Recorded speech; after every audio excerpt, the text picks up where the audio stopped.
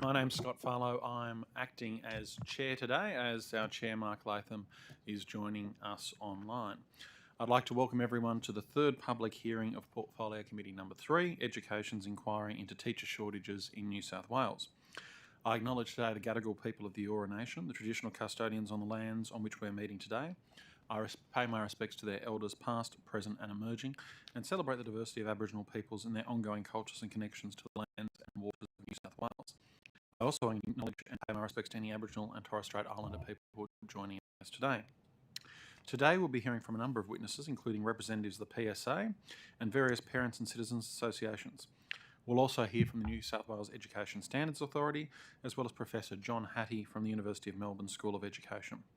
While we have many witnesses with us in person, some will be appearing today via video conference as well, as will two of our committee members, both Mr Latham and Mr Diadam. I thank everyone for making the time to give evidence to this important inquiry today. Before we commence, I'd like to make some brief comments about the procedures for today's meeting. Today's hearing is being broadcast live via the Parliament's website. A transcript of today's hearing will be placed on the committee's website when it becomes available. In accordance with the broadcasting guidelines, media representatives are reminded that they must take responsibility for what they publish about the committee's proceedings. While parliamentary privilege applies to witnesses giving evidence today, it does not apply to what witnesses say outside of their evidence at the hearing. I therefore urge witnesses to be careful about comments you may make to the media or to others after you complete your evidence. Committee hearings are not intended to provide a forum for people to make adverse reflections about others under the protection of parliamentary privilege. In that regard, it's important that witnesses focus on the issues raised by the inquiry's terms of reference and avoid naming individuals unnecessarily. All witnesses have a right to procedural fairness, according to the Procedural Fairness Resolution that was adopted by the House in 2018. If witnesses are unable to answer a question today and want more time to respond, they can take a question on notice. Written answers to questions taken on notice are to be provided within 21 days of receipt. If witnesses wish to hand up documents, they should do so through the committee staff, or for those witnesses appearing via WebEx today, by emailing them to the Secretariat. In terms of the audibility of the hearing today, I remind both committee members and witnesses to speak into the microphone. For witnesses appearing remotely, please ensure your microphone is muted when you are not speaking. The same for committee members. As we have a number of witnesses in person and via video conference, it may be helpful to identify who questions are directed to and who is speaking. For those with hearing difficulties who are present in the room today, please note that the room is fitted with induction loops compatible with hearing aid systems that have telecoil receivers. Finally, could everyone please turn their mobile phones to silent for the duration of the hearing. I now take the opportunity to welcome our first witnesses. Could each witness please state their name and position title and swear either an oath or an affirmation? Maybe starting with you, Mr Smith. Thank you, Chair.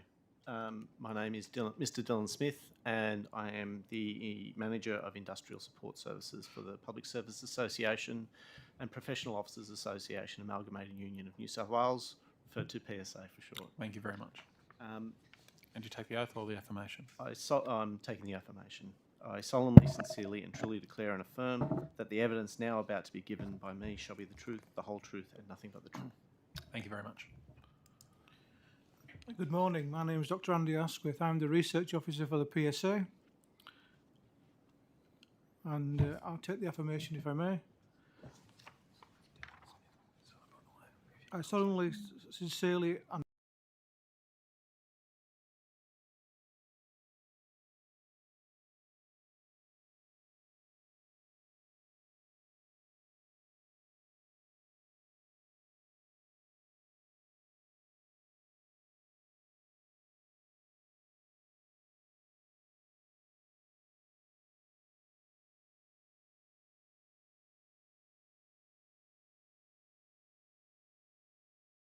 I'm the Manager of Industrial Support. I should note that acting schools team, and it's in that. The public service is the Union of Public Service with around 40,000 all agencies and disability. 9,000 of those members for the Department of Education, schools, the schools networks, and within the department's corporate structure. We thank you for the opportunity to provide our evidence today. We welcome the opportunity to contribute to this inquiry, which in reality for us is about the future of all current and future students within the New South Wales school system. We note, however, that the inquiry's terms of reference were limited to one aspect of the New South Wales school system, being teachers. We wish to talk about the way that we interact with that classification of people today and about some of the concerns that we have. Whilst we acknowledge that there is indeed a teacher shortage and support the submissions of the New South Wales Teachers Federation broadly, it is our position that the staffing crisis is much wider and includes school staff from all classifications. We would urge a wider inquiry into staffing across the school system to include all non-teaching staff as well. Many of our classifications are suffering shortages across the school system, from general assistants, particularly in Western and Southern Western Sydney, school learning support officers statewide, school admin officers in various areas, and school psychologists as well. Likewise, there are staffing shortages throughout the department, particularly within the department's call centre, EdConnect. And EdConnect is the primary point of contact between schools and their department support services. This has led to massive frustration within school support staff and teachers across the board. Every minute spent on hold to the department is a minute they're not doing their job. And we are talking about hours lost every week per school, sitting on hold, waiting for staffing issues to be dealt with by EdConnect for them to pick up the phone. Our members in the department are very frustrated by this, so we're not talking about a blame. We're talking here about the fact that there is no one to pick up that phone on Sorry, time. Mr. Smith, I might just ask if you can move the microphone a bit closer to you if possible. Is that better? Yep, thank you. Each of our classifications is part of the whole that is the Department of Education. And to put it plainly, each individual within the team is crucial to the ultimate goal, which is student wellbeing and success within a well-resourced and effective school system. It's no wonder we're concerned that our role, the role of our members tends to be overlooked, given the terms of reference of this committee focuses solely on one classification. In our submission, we demonstrate that internationally the role of our school support staff has and continues to evolve across all facets of school life. We also talked in our submission about members who go above and beyond what is specified within their role of duties to ensure that the children's experience is that of an exceptional education. But our members do so under enormous pressure. And what we want to focus on today is permanency within the sector. Because the unfortunate fact is that many of the New South Wales school support staff are employed in insecure and short-term contracts. For example, over half, some 53% of the 21,000 school support staff covered by our major award, which is the School Admin and Support Officers Award, are in temporary arrangements of some means or other. A disproportionate number of those in the temporary roles are school learning support officers. These are the officers that deal with students who need learning support within classrooms, direct support. They stay with the student all day. They don't take recess and lunch breaks. They're normally with the student in the playground during that time. These members are some of the lowest paid employees in the state. And even after the PSA's historic win in the pay equity case a few years ago before the Industrial Relations Commission, where these members were awarded in some classifications up to 36% wage increases as a reflection of gender inequality over a long period of time, they still remain some of the lowest paid employees in this state. And after that case is won, they also are putting up with high levels of insecure work and increasing complexity in the work that they do for little recognition. At the other end of the scale of members that we cover are school psychologists, who are a highly skilled professional workforce who work with our kids most at risk in school settings. They also deal with insecure work. Roughly 39% of those members are in short-term contracts. And this is at a time when the department is having trouble finding suitably qualified people to fill those roles, and also retention rates remain high within those that the department are able to employ. The association has a long history of raising these issues with the department, seeking increases in the staffing formula, trying to deal with some of the historical funding issues around the way that disability is funded in the state system, with federal funding, meaning some of that funding is not permanent. But when you look at the statistics, you'll see that the rate of support for disability in the New South Wales sector has increased each year over the past 20 years. We're not talking here about a system where there's great flux in the need year on year. We're talking here about a requirement that is increasing, and yet because of the way that our members are employed, their status remains very insecure. We note the recent announcement of an additional 200 support staff across the 2,200 schools, but we're concerned that will do little to impact on the burden of overloading our existing staff.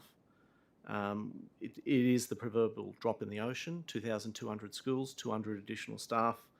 And when we're talking about a system in staffing crisis, what we're really talking here about is adding 200 additional vacant positions to the department's employment. We're also concerned about the statement that came out along with the 200 staff announcement, which talked about these admin roles taking up some of the functions of teachers to take the burden off teachers. For us, it's a bit of a slap in the face when that's exactly what the 21,000 members do, is support teachers every day in schools with all their admin support, dealing with all those sorts of issues to try and create an environment where the teachers are focused on doing their primary role in the classroom with the students. We know that's not probably what was meant by the statement, but it's the way that it comes across to the public. The whole approach to workforce planning within New South Wales school system needs to be overhauled, in our view. Only then will long-standing issues around some of these issues be dealt with. If we're serious about that enhancement and sustainability of student wellbeing, then the roles that focus on that need to be secure and stable as part of that. For this to happen, the department needs to ensure that the sector has secure and permanent positions as the default, as the norm, and not just simply for the few. Secure work for all New South Wales public servants should be the norm, not the exception. We thank the committee for the opportunity to talk today, and we're happy to address any of the criteria of the inquiry or anything raised today. Thank you very much, Mr. Smith. From the outset, we might go to Mr. D. Adam, who I think wants to make a declaration. Thank you. Yes. Then I might hand just to wanted you, to clear Anthony, for questions as well. Conflict of interest. I worked for the PSA for many years and worked very closely with Mr. Smith, so I just wanted to place that on record. Look, I might open up with just a question around the drivers of the insecurity. I mean, it's clear from your submission that a very high proportion of the administrative staff in schools are in insecure forms of employment, but it's not clear why. What is the driver of insecure employment tending to be the default rather than secure employment being the default? I think there's many drivers. We should point out from the beginning that there is a bucket of money, which is federal money, which means that the security of that money and positions employed through that are a concern. We're taking that up with the federal government as the appropriate place to do so. But broadly, the issue is the way that these people or our members have been dealt with by schools over a long period of time. There are policies in place which deal with this across the public sector broadly. There is provisions within the GSE which deal with how employees should be employed, which prioritises permanency. But these staff, SAS staff, are covered by a separate act. The same provisions are not in there and are not being enforced in the same way. It's an unfair playing field for our members in schools compared to the rest of the public sector. These are local decisions, the appointment decisions. So is it principals that are making the choice to elect to engage people on temporary contracts as opposed to engaging staff on a permanent basis or ongoing basis?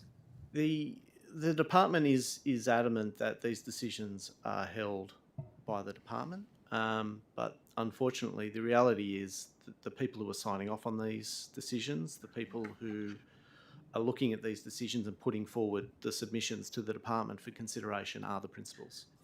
And in that instance, you do have an inequity across the board, depending on the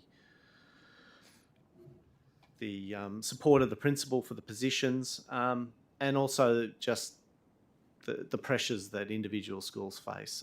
There is clearly a view amongst many, many principals that they are concerned about being stuck with a permanent position, where if they do not require that position in years to come, it will be their responsibility to find the money to assist that. That is not my understanding of how the funding arrangement works, but that is clearly a driver of how principals approach these decisions. I know from past experience that one of the issues, particularly with SLSOs, is that they tend to be attached to a specific student. That's correct. Are you able to just give us a bit more information about how that process works? So how an SLSO comes to be attached to a particular student? Is that a result of specific funding streams that are attached to individuals? It is. The student and the school, the student and family will seek that support through the school. The school will then make a submission and receive a bucket of money, which will be used. I should say in practice that once that person is on staff, usually the principal will be using that resource across the board, because the reality is that not all students who need support are eligible for funding. So that position may work with a number of students in reality within the classroom or across the school, but for the sake of their employment, that money is attached to that student.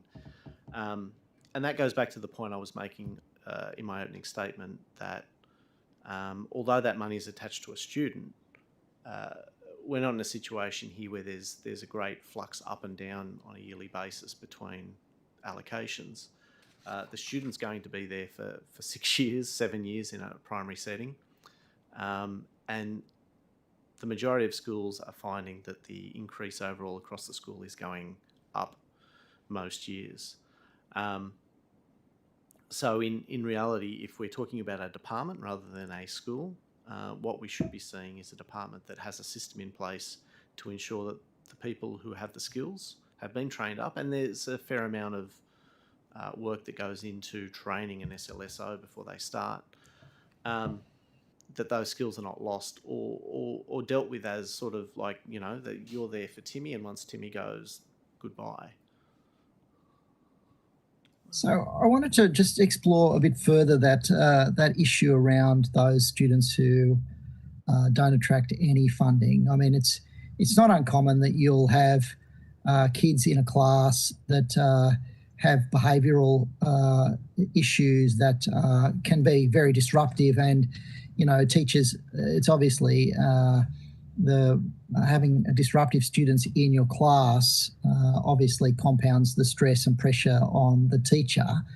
And if there's not a specific mechanism to attract funding for an SLSO to be in the classroom, I mean, is that something that we need to look at, trying to broaden the allocation of SLSOs so that they are able to be deployed in those classes where you have kids where there's not necessarily a diagnosed issue that would attract funding support, but there's clearly behavioural issues that need to be managed, and a second pair of hands in a classroom can make a big difference to keeping a classroom orderly and keeping students on task. Yeah, we would agree with that. That's clearly something that needs to be looked at. My understanding is that the funding does not keep up with the increased amount of disability or learning supports needs that's prevalent within the school system. It's well documented that this is growth that I don't think anyone has predicted, but it continues to occur. And it's an area that does create great distraction within classrooms where that support isn't available. I note in your submission you make reference to a couple of documents that I'd ask perhaps you could provide on notice to the committee, and that's the statement of duties for Slsos and the statement of duties for school administrative officers. There's been talk, in fact, there's been some announcements at a federal level about exploring this apprenticeship model, which could potentially see student teachers deployed in roles not dissimilar to the SLSO role in classrooms. Do you have some comments about, what your views are in terms of that approach, the apprenticeship model, and having student teachers effectively perform some of the work that's currently being performed by SLSOs? The view of the PSA is that the SLSO position is not a teaching position. It's never been that. It's never been funded like that. It is a support role. Student support learning officers are not supposed to be left alone with students. They do not supervise students. They support the teacher within the classroom, within that teaching environment, and they perform a number of other functions around support of the student for their social needs and medical needs in some instances as well. In that instance, the PSA would support any trial which is hoping to increase support to students and increase support to schools to fulfil their functions. But given the nature of this, surely the best use of student teachers is to get them into the system as teachers. I might yield the floor to someone else to ask questions. Thank you. We'll go to Mr. Latham and then to Ms. Boyd. Thank you for your submission and your time today with the PSA. Could I just ask about the repeated criticism in your submission of the local schools, local decisions policy, a criticism I believe to be entirely valid. It's supposed to have been gone now for a couple of years, replaced by the school success model. In the practical work of your members, has anything changed? Local schools, local decisions led to a change in the way that administration was dealt with within schools. There was an increase in the requirements for the principal, but there was also an increase in the requirements for the administrative staff and the officers. A new classification was created within schools called the business manager to assist the principal in those decisions. In terms of the industrial and practical setting within schools, those positions exist. They still perform the same functions that were created and implemented under local schools, local decisions. In terms of the administrative burden within the schools, that has not changed. If anything, it has increased. Whether that's the intent of the policy or not, for our members, that is the reality. Right, so your members haven't noticed any change in the last couple of years with the supposed abolition of local schools, local decisions? From our members' point of view, things have continued to increase in terms of workload and requirements. Right. Has that increased workload for your members included attempts to shift the workload away from teachers onto your members? These are some of the things we hear about. I would not say that was a policy outcome. I would say that it happens in schools on a case-by-case basis where you've got schools in crisis. What about proposals that your members would take on roles previously performed by teachers, such as data entry roles? I would say that it would be a fallacy to say that our members do not undertake data entry roles. It's something. I mean, student marks and assessment, things that teachers have been expected to do in the past. If the department wants to talk to us about changing the roles that our members undertake, then we're happy to do that. But whether teachers do it or whether admin staff do it, the question is about workload. I'm sorry about this.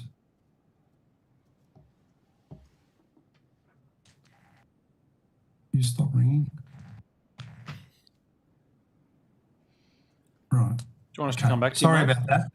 No. It's stopped now. I should pull it out of the wall, actually. Could I ask about the government's rhetorical device of blaming COVID for everything? In the experience of your members, has the bad winter flu had a bigger impact on absenteeism than COVID?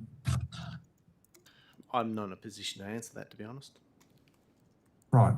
Okay. So your submission doesn't make any mention of the impact of the flu, and it's a sort of open question, isn't it? Is COVID the big problem that we've had with sickness in the school system or the winter flu? But if you're not able to answer, and finally on the last page, your recommendations, you refer to your association's workload survey and the Gallup report and the problems of violence and aggression. Has the association got a policy on how to handle this? What would you do at a school like Walgett High, which is known as the biggest problem for violence against all types of staff in New South Wales? And what do you tell your members in how to handle this disaster? The department believes that at the moment the way that incidences are reported is an issue due to staffing. It takes a long time to deal with some of these issues. In terms of violence in schools, there have been some changes in policy that I understand were made or about to be implemented around student suspension and whatnot. I believe the PSA supports the view that the current policy should remain rather than be replaced with the impending change. I believe that's a view supported by the Teachers Federation. Right, but anything specific about the real, problematic schools where admin staff and teachers are attacked on a regular basis? Do you tell your members not to seek jobs in these types of schools? No, we've got nothing to say. No, nothing on that. Okay, thank you. Thanks, Mr. Latham. Ms. Boyd. Thank you. And thank you for your submission and for coming along today. I wanted to go back to the SLSOs to understand a bit more about that. So my limited experience with SLSOs is that they can make all the difference in the outcomes for a student's education. How many schools don't have any SLOs? I don't have that evidence to provide to you. I would suggest very few schools do not have an SLSO. Do most schools have one or two, or do you have any data on sort of how many there are? You're talking about a broad range of schools here, especially between primary and secondary schools as well. There are specialist schools set up where there are a large number of SLSOs, so high needs schools, high needs units within schools. So, that's a very broad question to answer. Sure. Was your evidence before, though, that and forgive my ignorance, that you only sort of get an SLSO if there is a student that has been identified with a disability of the kind that would allow that support, or do we just have a general assumption that we might get an SLSO? I think at this point I should say that although I've used the term disability, I believe it's learning needs or learning support requirements, something like that. Okay. So it does go beyond just an identified disability. But there, as I understand it, there is criteria which needs to be applied, and applications depend on the quality of the information that's able to be supported or provided by the parents as well. So if there's issues around the parent not being able to access what they need in terms of reports, some applications are going to be better than others. I guess where I'm going with this is, my understanding is that there's around 10% of children in our schools with a disability, whether that's defined as that by the very narrow criteria that we sometimes use depending on what outcome we want. But there is anybody who has worked with a group of children knows that there are always children within that cohort who have special needs or have different types of learning support required. Why are these positions not just permanent positions, regardless of the particular students coming in? Is that part of the problem, that they're seen as a kind of an add-on, as a temporary add-on, rather than a permanent part of the school? That would be staffing? our question as well. Why aren't these people employed permanently? We have a system operating within the department for teachers, where if numbers of students goes up or down, the students are redeployed. There is not a similar situation that applies to many of the other classifications within schools. My experience of SLSOs is that they also can be very useful for teachers in devising behaviour management strategies, just more generally for all sorts of different types of children in their care, but also that they can be very useful in identifying for the first time that a child has a learning disability. I guess in your view, would a sort of a focus on increasing the number of SLSOs have a sort of a broader benefit on education more generally?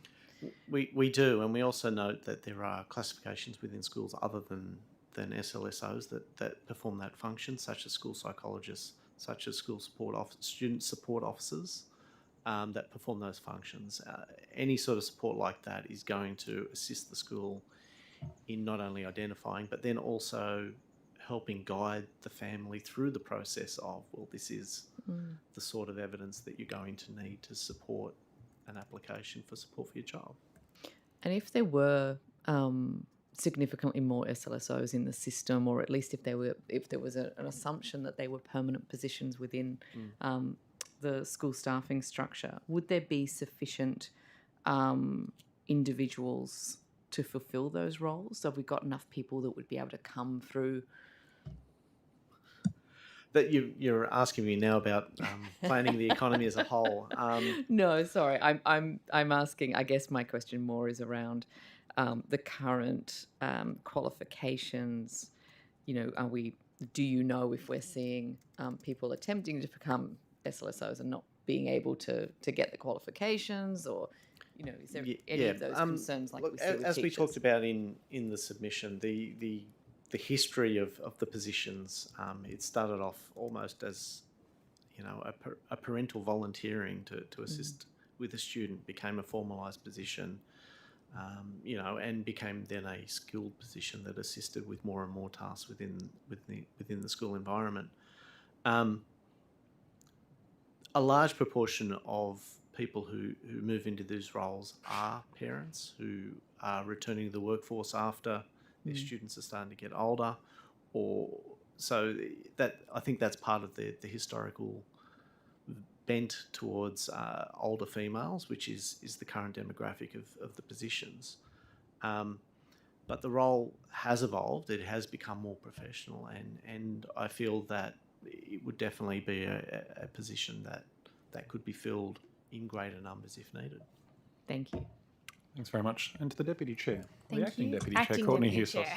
Yes. Go on, we'll wait you. Good morning. Thanks so much for your time, for your submission and for your testimony.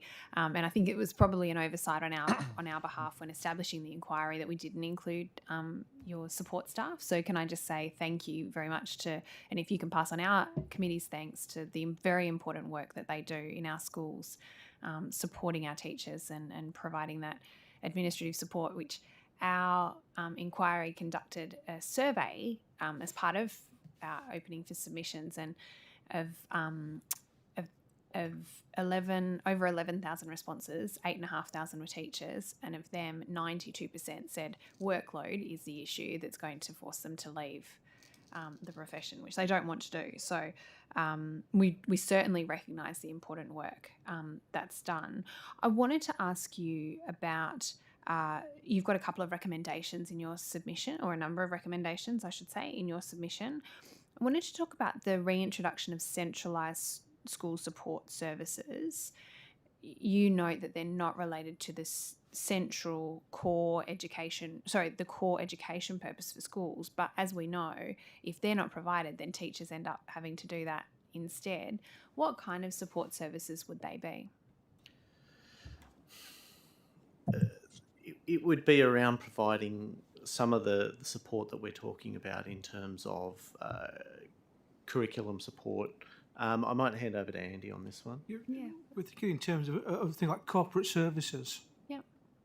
Where you could have a central pool of expertise rather than each school just duplicating and sometimes perhaps not getting the top quality information and advice that they would desire.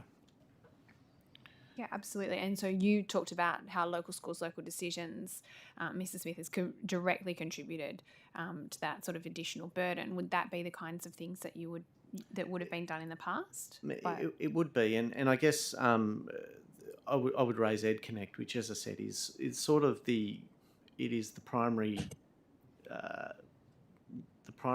way by which schools interact with the department these days.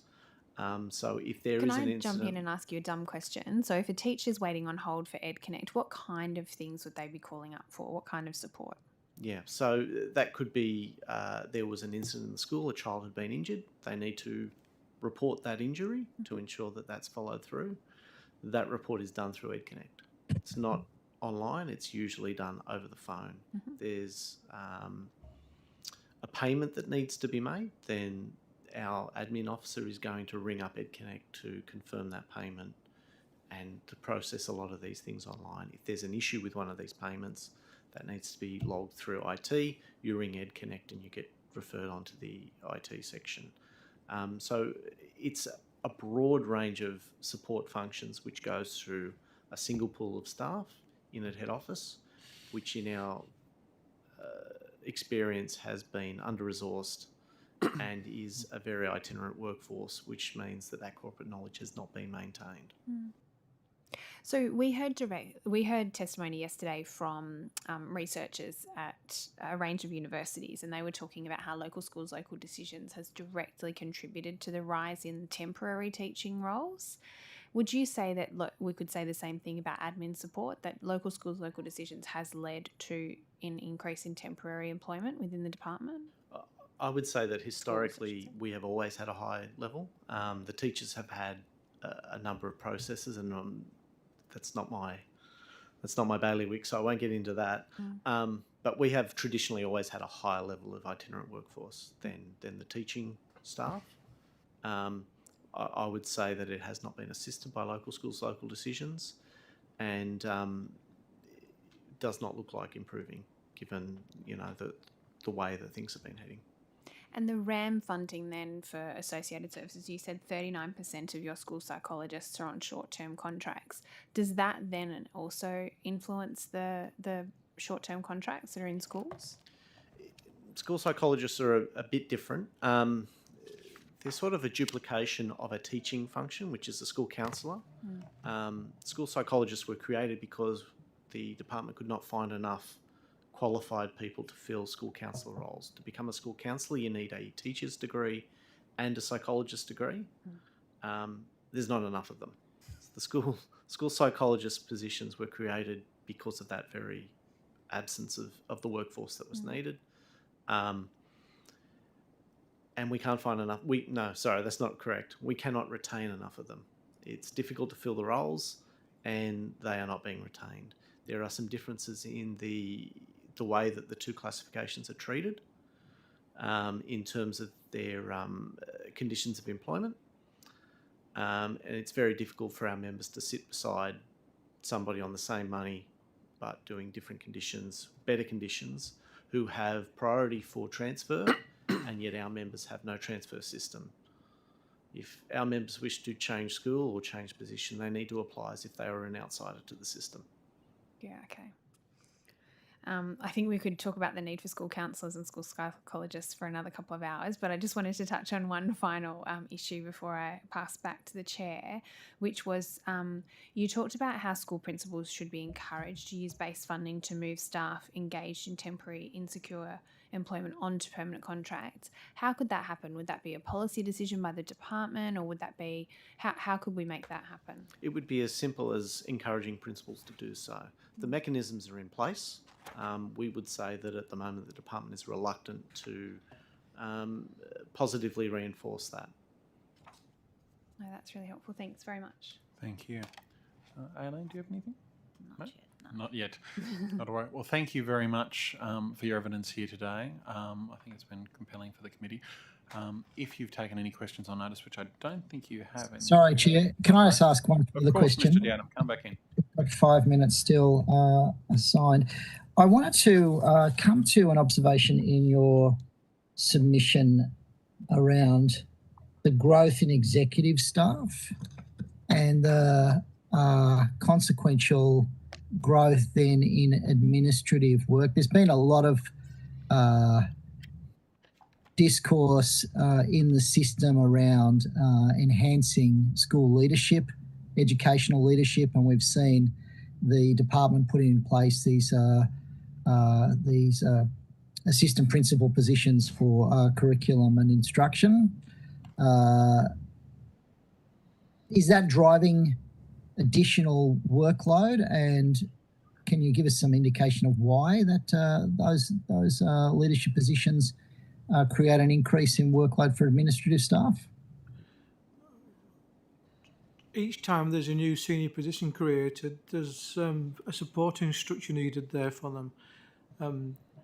So each senior person that's appointed, there's additional administrative functions that need to be performed to keep them up to speed, and that falls on our members. And so that funding, there's no funding allocated for that additional administrative support. It's a senior teaching assistant principal role that's funded, and there's no funding that goes with it to provide the infrastructure, if you like. Okay. All right, that was the only question I wanted to ask. Thank you. Thank you very much. As stated, if you've taken any questions on notice, which I don't recall you have in this period, or maybe actually no, you did. Mr. Diadam asked you for There was documents. a request for, I think, 2 statements of duties. Can I just confirm I believe that was right. what you would like? Yes, that's right. Was it the school learning support officer, and what was the other function? And the school administrative officer statements of duties. We can provide those. Fantastic. So there's 21 days from receipt of the transcript for you to provide those to the committee. But thank you very much for your attendance here today and for the evidence you've provided to the committee. Thank you, Chair. Thank you.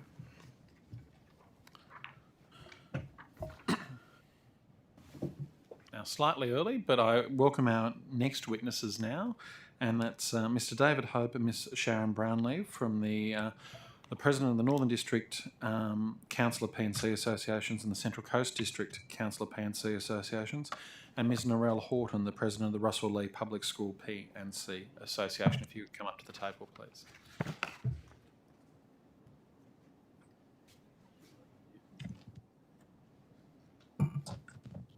Morning, everyone. Morning, how are you?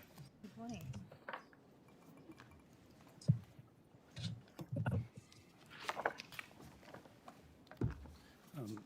We've got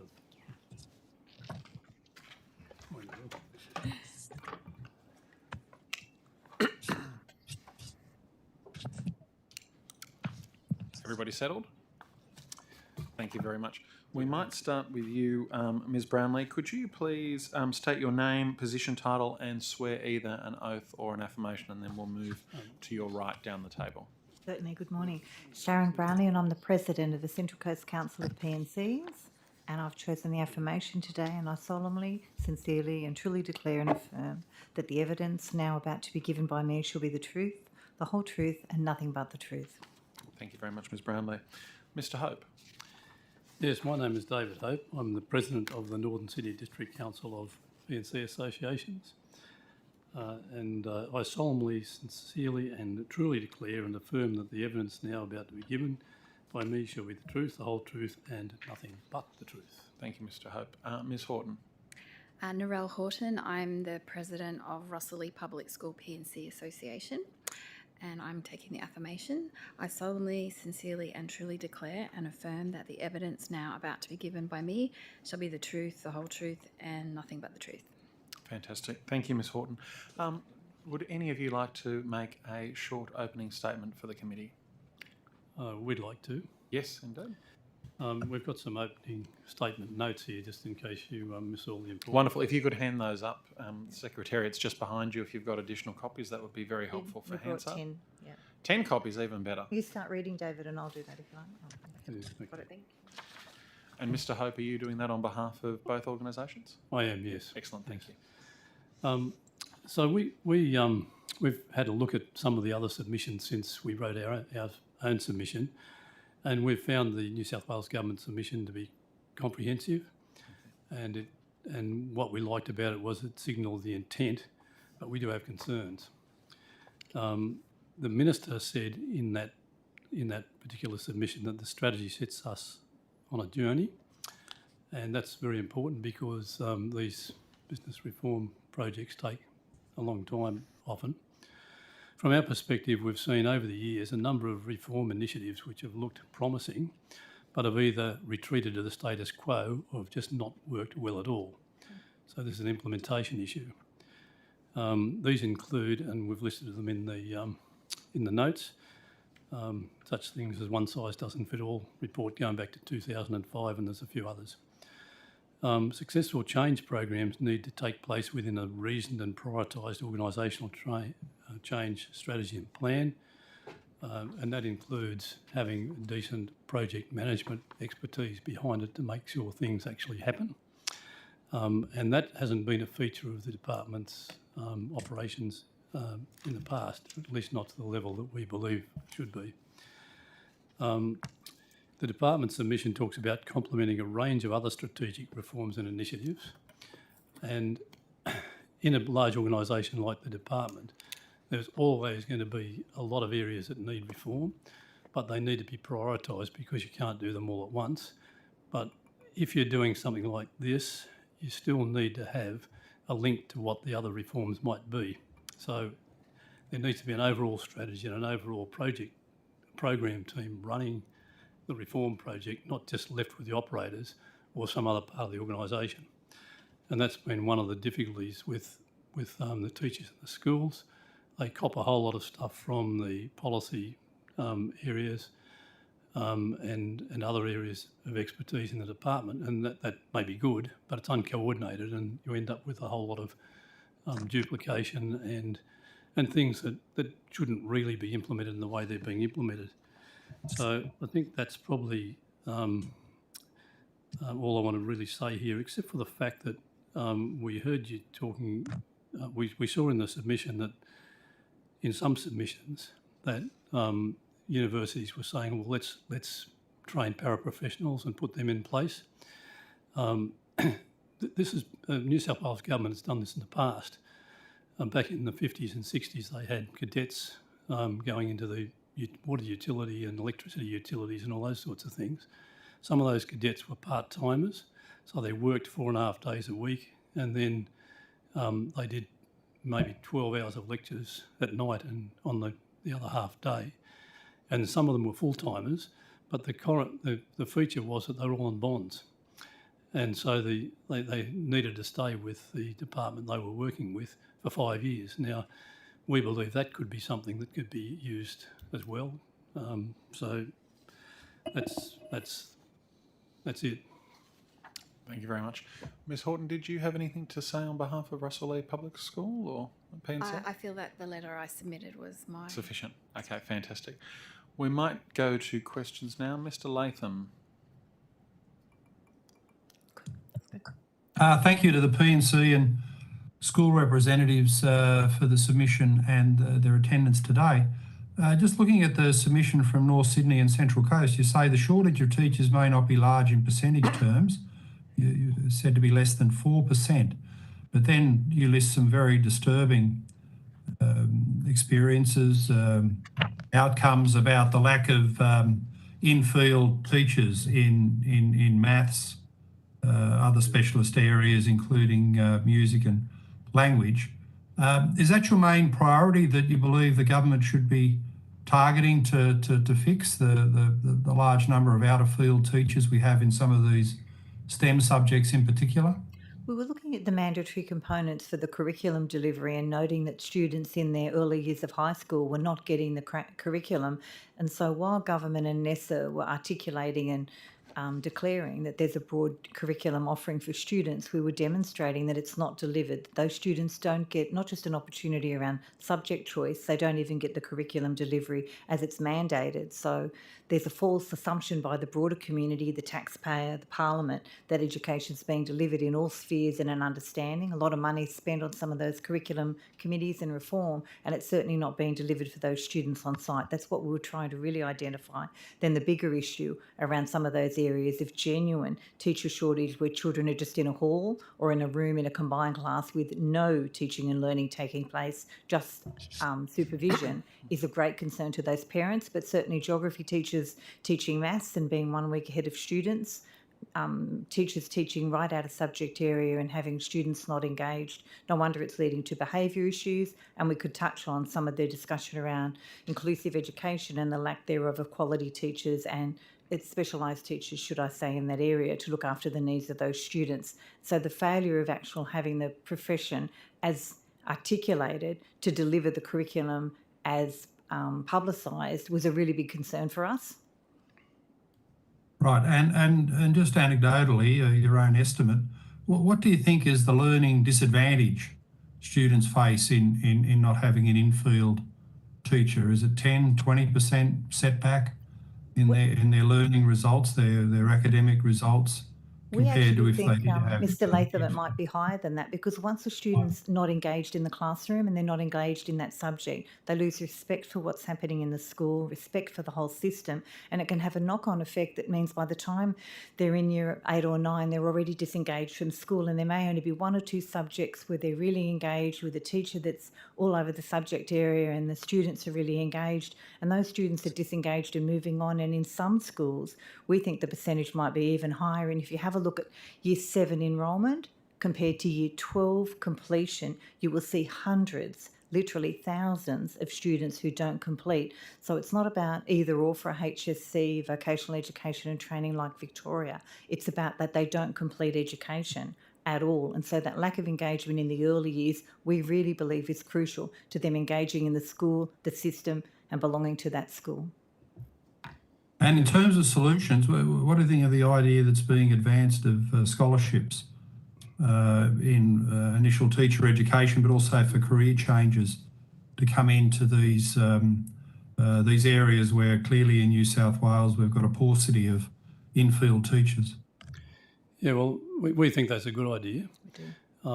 Personally, I had somebody that used to work for me, electrical engineer, would have made a perfect teacher, and he decided he wanted to change careers at around about 40. He'd had a lot of experience in industry and he was a very clever guy, and he just couldn't get into the public system. He ended up going to the Catholic system. So we're really supportive of having that diversity of people coming into the system, and it should be made easy. Like, it was almost a barrier, which was on purpose because the department didn't seem to want people coming in from outside. I think that's changed now, but we'd really like to see that happen. Okay, thank you. And on page 2 of your submission, you raised a very relevant point that at a time of general teacher shortages in New South Wales, the government's announced universal 4-year-old education in preschool. Where are we going to get the educators from? What's your view of the policy of universal 4-year-old education? Do you think it's pie in the sky? Because if we can't adequately staff teachers at the front of classrooms in our schools, where are we going to find them over the next couple of years for preschool education? Well, that is a really vexed question, but we believe that the preschool stuff is where a lot of the equity learning comes from, because there's people coming from families with no educated parents, and these poor kids come into the school system. also, the minds of kids are more open then to some types of learning, and we really support that. Right. As you probably know, in the preschool system, they have teachers and assistant teachers in the classroom. We've said elsewhere in our submission that if the system was student focused, everybody in a classroom right through the system would be learning at the level that they were capable of taking and capable of being interested in. And that can't happen with single teachers in a classroom, because a single teacher cannot possibly do this. What you've got to do is introduce team teaching and a whole lot of other measures, which are sometimes controversial. But we don't think the single teacher in a classroom actually is succeeding, because look at the huge gap between schools in terms of performance, and between high SES schools and low SES schools. It's not an equitable system. That's right. Just restate that we're very strong supporters, and we're actually involved in the latest rollout of preschools in public schools, those many years ago now, and the big difference it made for those communities, for the workforce, but also for the individual families. It also meant that government agencies could touch base with the family for the first time that may be at risk and weren't known. It also meant much earlier identification of speech pathology, hearing needs, or other learning difficulties. So a prior to school experience is really important, and we think it's vital. And we really, on your question, Mr. Latham, about workforce planning, it's been the greatest failure of the Department of Education is the staffing unit, not the individual people, the lack of surety around the jobs, the lack of comprehensive accountability to you in the Parliament or elsewhere for the decisions they make around transfers, the decisions that they make about appointments. And even when we sit on many merit selection panels, and we do, and we would talk about the equity and the transparency there, the behind-the-scenes functions in the staffing unit are opaque, and I think they lead to great concerns. And I think that university students coming out through their teacher training and academics would tell you that they find a brick wall and great difficulty there unless they can build a relationship with an individual school for work placement for their students. Thanks very much. Thank you very much. Mr. Diadam. Thank you, Chair, and thank you all for your attendance today. I might start with Ms. Horton. Thank you for your submission. I suppose my first question really is about the impact on students of collapsed classes. I mean, what can you tell us about how that actually impacts on students when you've got collapsed classes that you've described in your submission? I got it firsthand from my two daughters. One is in stage 3 in year 6 and the other is in stage 2 in year 4. We have 3 stage 3 classes, and 2 of those teachers were off for an entire week due to COVID. So that's approximately 75 stage 3 students with 1 teacher. So the decision was made by the school to farm them out to other classes because there was no casual teacher cover. And that was for the 5 days, but for 3 days they were able to get substitute teachers or casual teachers. On the 2 days where they were sent to other classrooms, it put additional burden on those teachers. My younger daughter reported that her teacher became quite flustered and stressed and angry, having approximately 8 year 6 students arrive into her classroom. There was no chairs or desks for them to sit, but they were just told to sit down and get on with their work. My year 6 daughter said it was difficult to do their work because everybody was trying to access their devices and the Wi-Fi didn't work, so that was another challenge. Our school's very lucky that we are one-to-one devices due to being a new school, and the government gave us the devices. So we're very aware of our, we're not like a regular school. So that was just one issue, but there was no learning. They felt like they were just in the way of that stage 2 teacher. So they moved to another room and the teacher came in and shouted at them, "Why are you in here? You should be out with me. I'm supposed to be watching you." But she wasn't actually supervising them or helping them. She was focusing on her class and trying to deliver her lessons.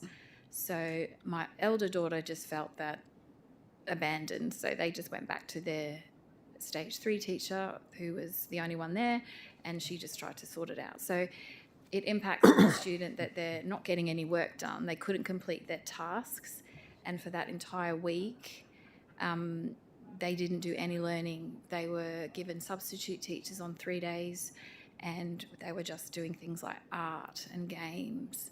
So when their teachers returned from sick leave, there was a whole week of learning that they need to catch up on.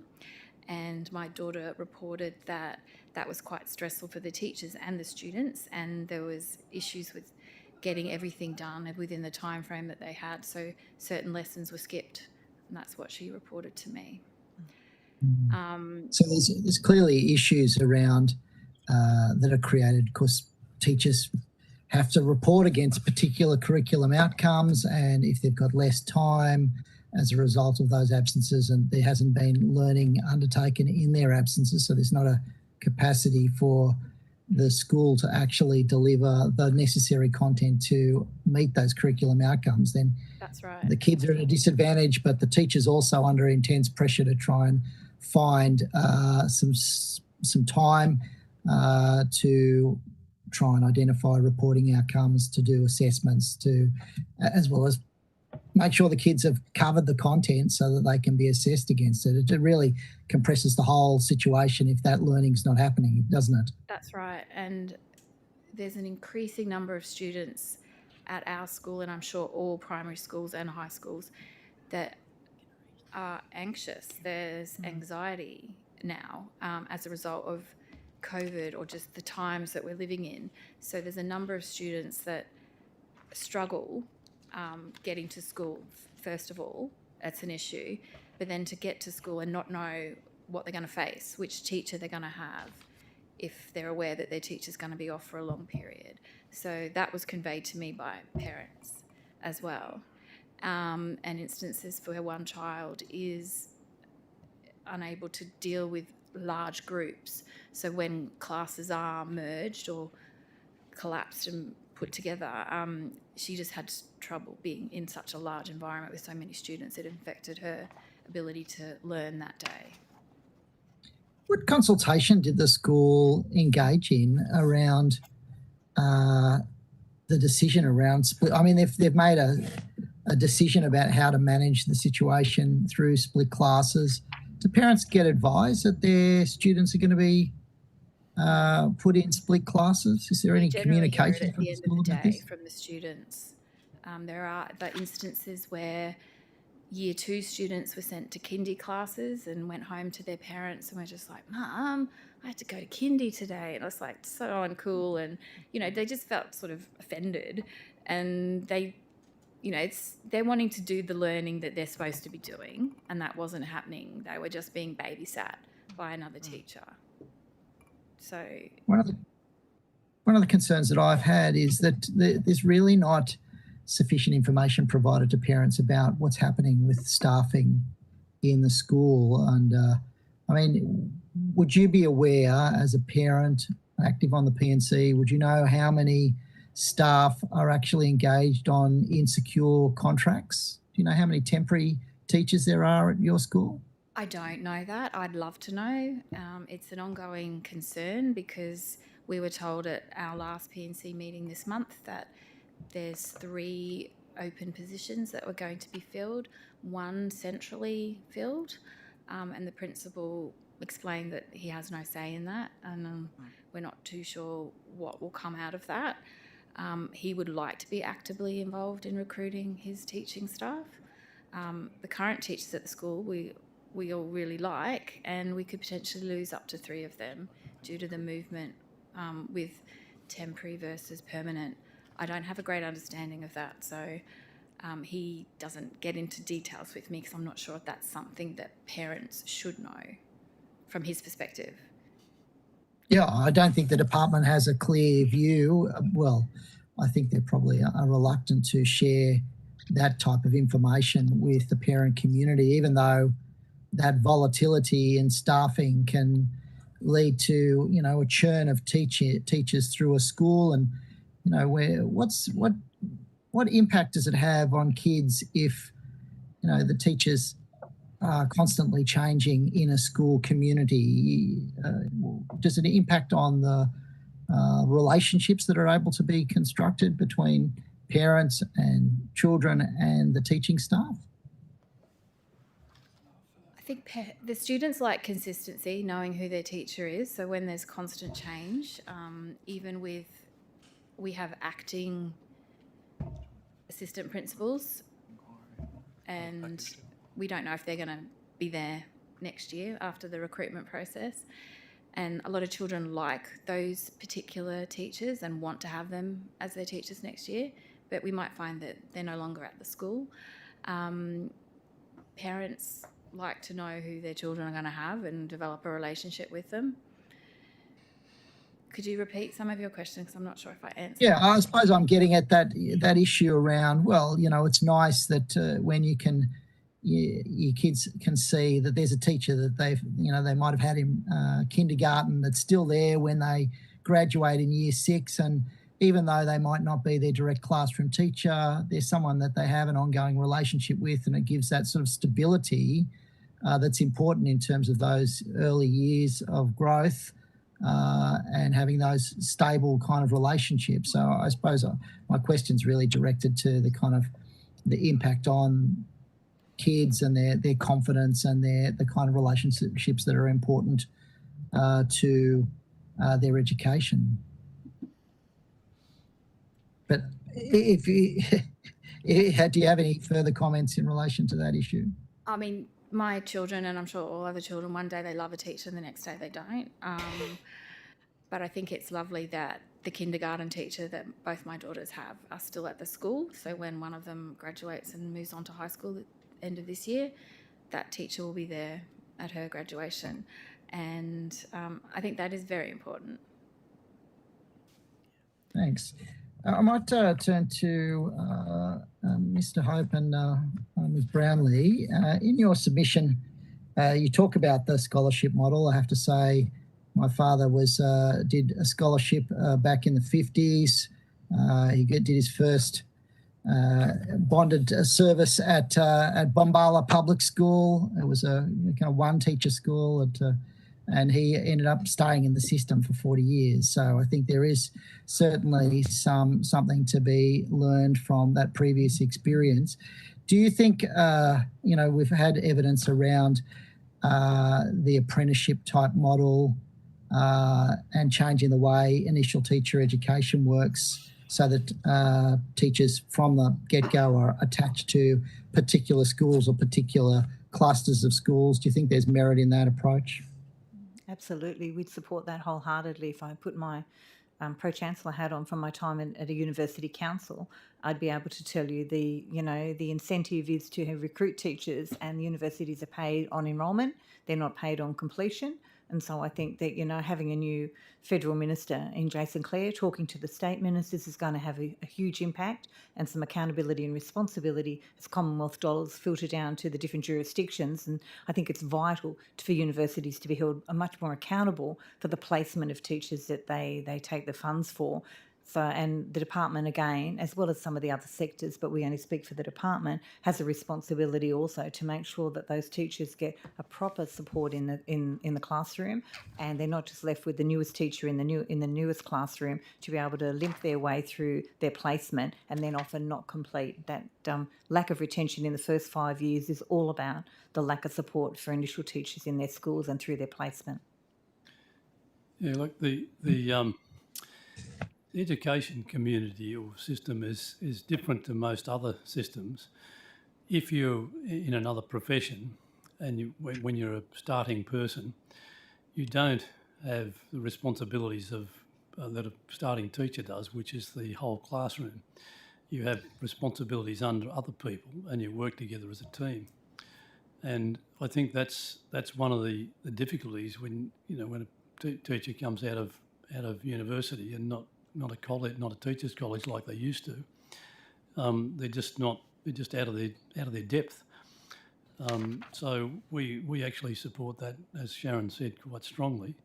The other thing I'd like to say about the question you asked Narelle was that it's in Northern Sydney there are some schools which have got team teaching, and those classes, when some teachers are away, are much more resilient because the kids are in a class, in a room with either two or four teachers in that group of classes, and they know all the kids, so they're not being sent off to some other teacher who doesn't want them. They're in their own environment with people they know. That's right. And as for the movement in a school, I've just been in another school helping them where they've had a churn and staffing's allocated some permanent positions. They've lost some much-loved teachers. And not only do the children lose that from their individual classrooms and the ongoing relationships, the culture of the school changes. Policy and procedures are lost. There's a reinvention of the wheel, and it's not good change management. It's learn as you go and grab what ropes you can as you swing through the process, instead of having a consistent induction, onboarding program is the new buzzword for HR at the moment. There's lack of systems and control, and it is, get by as best you can, manage and support each other as best you can, and there's no consistent policies, procedures to be able to be onboarded into a school and to manage what happens. And the children are disadvantaged because the culture's lost, policies change, and what happened for an older sibling in stage 3 doesn't happen for a younger sibling, and there's inconsistencies, and parents are incredibly frustrated by the lack of consistency from that whole K to 6 transition. The expectation of what children can do in 4th class, they're not allowed to do in 2nd class, and the things that come with being older children in the school can all be lost, and systems change quite radically, and that has a huge impact. And again, it disconnects children, and they lose their trust and they lose their confidence in what's happening in the system. I've got one more question, but I might hand over to my colleagues, and if we've got time, I'll come back to that. Thanks very much, Mr. Downham. Ms. Slsos. Thanks very much, and apologies, I just had to duck out for another meeting, but really appreciate your time, and obviously over many inquiries you've been active participants, or your organisation has been an active participant in those, and really helpful for us, so thank you. I know a number of us think the parents' voice is really important when we're talking about schools, and that can be difficult to sometimes vocalise, so we really appreciate your advocacy. I just wanted to ask you a really simple question, which your submission does cover, but what is the impact of teacher shortages on students and on parents? Maybe just each of you. Ms. Horton, if you want to start. On students, well, they don't know who they're going to have. They don't know if it's going to be a casual teacher that they don't know, and there's no connection. Then those teachers don't know the children to support them with their learning. For parents, it's frustrating because education is something that every child is entitled to, and there's times when nothing's being delivered because their children are just coming home saying, my teacher was off and we had to go somewhere else and be babysat, basically. That's sort of the key thing I get from my children and other parents that tell me. You would say it's really disruptive to their learning? It's very disruptive. I went through a situation, I'm not sure if you were in the room for that, about my daughter having no teacher for a whole week and how they were sent to different classrooms, and how that was for 2 days, and then 3 days I had substitute teachers and there was no learning done. They were just given activities to do to fill the time. So that was very disruptive, and it created a knock-on effect for the curriculum that they needed to learn. For a Year 6 student, it's a very critical year going off to high school. So, yeah, so it disrupted that class, or the 2 classes that were impacted, as well as the other classes that they were spread across. And those teachers were overwhelmed and stressed. And when I said that to my daughter, is that a nice way to say it? She said that's a very nice way to say it, because she was very angry. Yeah, and obviously by the time a child's in Year 6, then they can feel the impact on their learning themselves. Like when they're a bit littler, then as a parent, you might get upset, but once they're in Year 6, they're actually feeling it. Yeah, absolutely. I can't see your name tag. I'm sorry, this is the problem with our new... Yeah, David Hope. Mr. Hayes. Yeah, look, the biggest problem with this is we quoted in our submission that that 4% of there was a 4% of classrooms at any one time that were not being not having the right teacher there. That was a figure that was published by the department, I think. Now, what that shows is that a lot of the time the teacher's there, but there are certain schools that really cop it, particularly the ones in regional areas.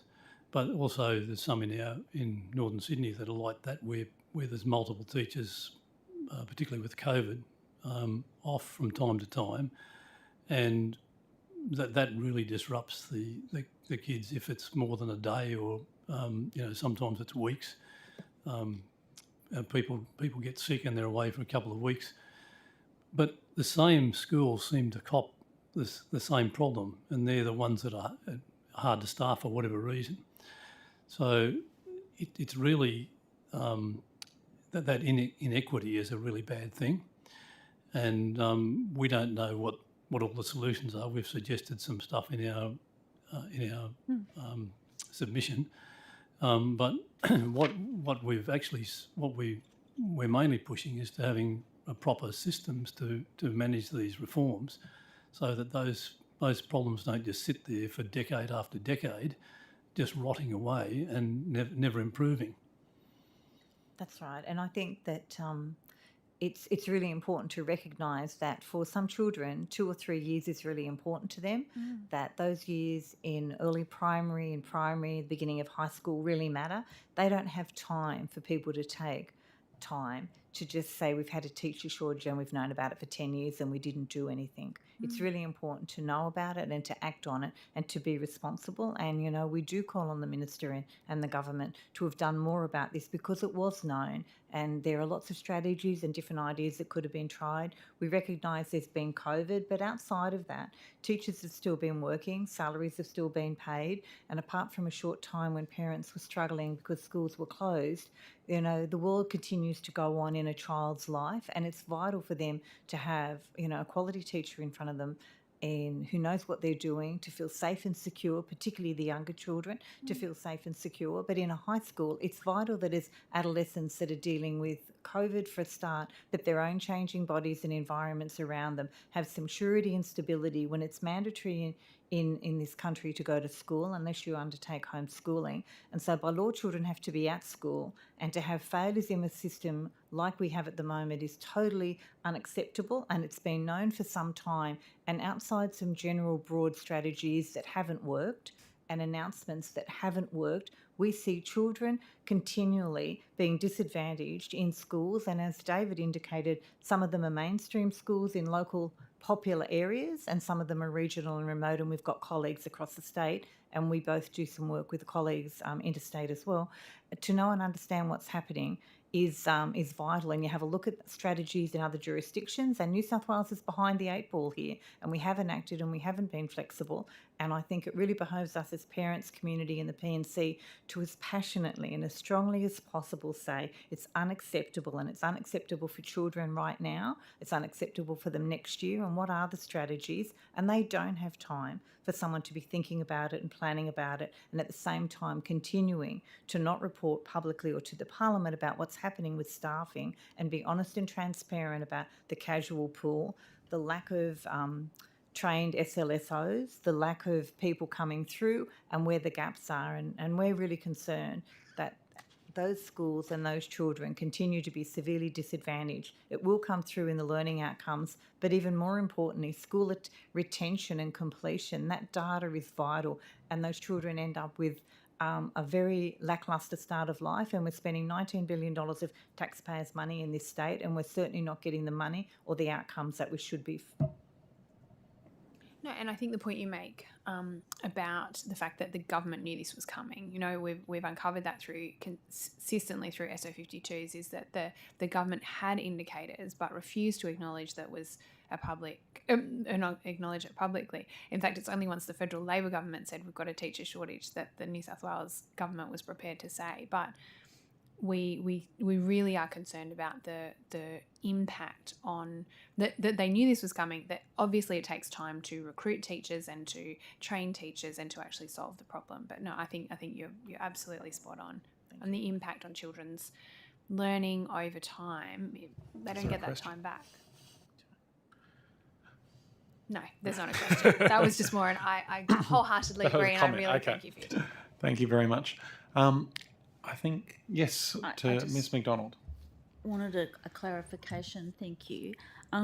So with one of your recommendations that you have a flying corps of teachers above establishment, I'm not sure I understand how that would solve the supply issue you talk about. If you could talk me through that. Yeah, well, what happens now is there are a lot of teachers who are not permanent employees of the department, and they fill positions all in our region all over the place and across the state. And some principals actually like those people that are not on the full-time payroll because they can choose the person. But that's just an aside. But what actually happens is that if you've got these people that are available in the market, and they are, some of them are only working part-time, but if you had a group of people above establishment who were actually full-time employees, not allocated to a school but maybe to an area, it might be you'd have better access to those people than you do with the random issues that the principals face now. They've got to ring, somebody from the school's got to ring round a group of people that are casuals who can either come to work or not come to work. They can't just say, okay, there's the pool of people who are the supernumeraries. That person's available today because they're in the central records as not being allocated to a school, and you can get that person straight away, and they're obliged to come because they're working. Now, that we think that could solve some of the problems with kids not having teachers in their classroom, and it would add, if you had 3% of the staff on that sort of system, there'd be 3% more people available to fill those positions. But that's all it is, fairly simple. And sometimes they might have to travel a fair way, so you might have to put something in their conditions to say, well, if you've got to go to Dubbo for a week, well, what do we do? But at least you can get people to move around. You've got them there on your books. Does that answer the question? I think so. Thank you very much. Thank you very much for attending today and for your submission. I just wanted to follow up on that one, Scott. Mr. So that actually was the additional question that I was going to ask. Was about that fly-in, fly-out approach to casual staffing. I just wonder whether there are, I suppose, industrial implications of trying to effectively creating a classification that moves away from having someone attached to a particular school, and whether that would create issues. The industrial implication shouldn't trump the needs of the kids. The department and the union, the Teachers Federation, should be able to get together and work out how that would work. There's a number of different things that we've looked at over the years, and this appointment of teachers to individual schools is a good thing in some ways, but if the department needs to change that because of changing numbers at schools, it becomes a bit of a problem. But to your question again, there is no reason why the department and the Teachers Federation can't come to an agreement about how that would work. It works for consultants. So the department already has consultants that will move around and operate across schools. Directors of Education Leadership move across schools and operate across in groups of schools. So about 20 is the number now. So they've reduced it down from the larger number. But you could easily do that, and there'd be guaranteed employment for those who want some part-time employment. Teachers are on long service leave, or there's the flu season traditionally. I'm talking outside of the COVID sphere. And in the past, principals did have their own pool, if they were able to, of casuals that they like to call. And some casuals will only work in some schools. But if you don't have that network and that opportunity, or people who are recently retired will often be called back and they'll work in a couple of schools where they're known. But they've got no consistency, no guarantee of employment. So when they make other decisions about income, and lots of retired teachers still need to have an income. And so those decisions would be so much simpler if they were guaranteed work. And in a school education setting, there'd be no time at any time in a 20-school system where someone couldn't do with a couple of extra hours and extra days and extra work. And I think better planning for staffing would make all the difference. The entire workforce of the state has people come and go on long service leave and people be unwell. It's ridiculous to think that in a school system where it matters so very much that we can't get adults in front of children when the learning needs to take place. So should we be shifting the workforce planning to that principal network level? Is that kind of where you think we should be going? In the past, the staffing directorate of the Department of Education used to have a relationship, and they used to have senior officers in staffing who were responsible for those clusters of schools.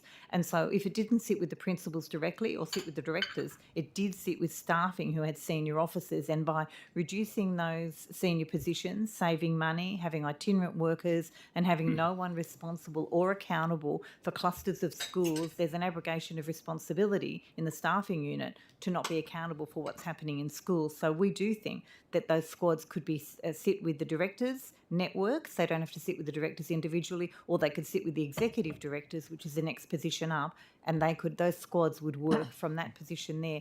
And these people are working with, at the moment, they're working with paraprofessionals, the speech pathologists, the SLSOs. They're working already with the consultancy. So there's already a movable feast of staffing that they work with, and school counsellors where they can get them. And those school counsellors, I'll just say, the comment that was raised earlier by the PSA, is not only the reporting to the Parliament that every school has a full-time counsellor, might be full-time equivalent. The placement of school counsellors is such that they move between schools, always move between schools. They'll do 2 days in one school, a couple of days in a primary school, and maybe another day in another high school. So on every different day, they are not allocated to the one school. So when the student wellbeing meeting takes place, or there's a need for consistency for those children, it's not the same counsellor every day that the children have access to. And we want to make that point, and we're sorry we didn't make it in our submission. We were more focused on the classroom teaching, but it's really important to state that the school counsellor data and information that's reported to the Parliament is not as factual and accurate as it is on the ground. And I know you said we could have a long conversation to our previous people making a submission about the stress of school counsellor absence and the different models, but the pressure on teachers and students and parents is phenomenal, particularly in the early years when a child is first diagnosed and they need consistency. The parents need support.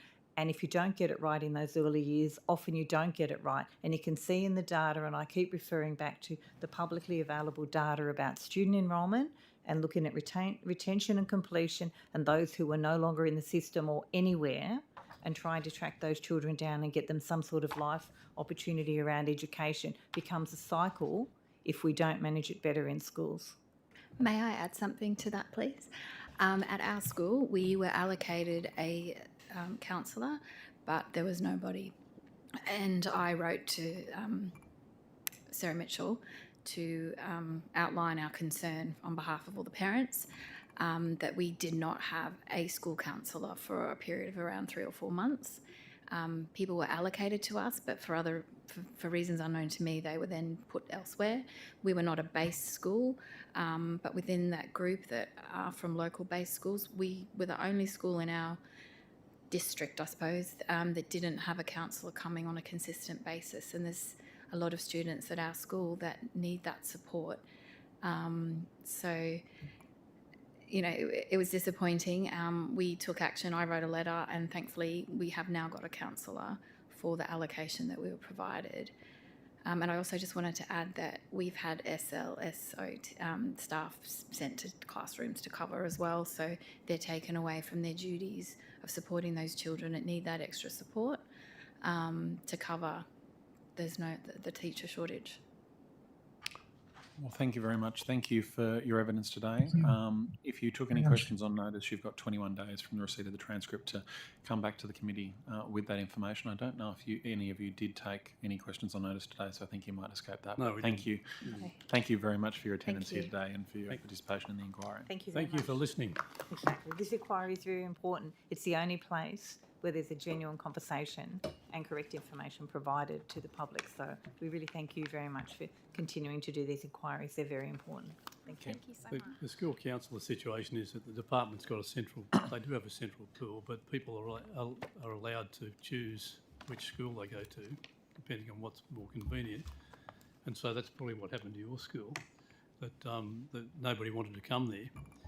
because they get a choice of 3 or 4 schools. I just don't think there was anyone available. Yeah, There was well, no there's one. not enough. Okay, well, we're going there's to... not enough. That's the Thank you. We difference. might have to continue Yes. this conversation Thank another you. point in time. No worries.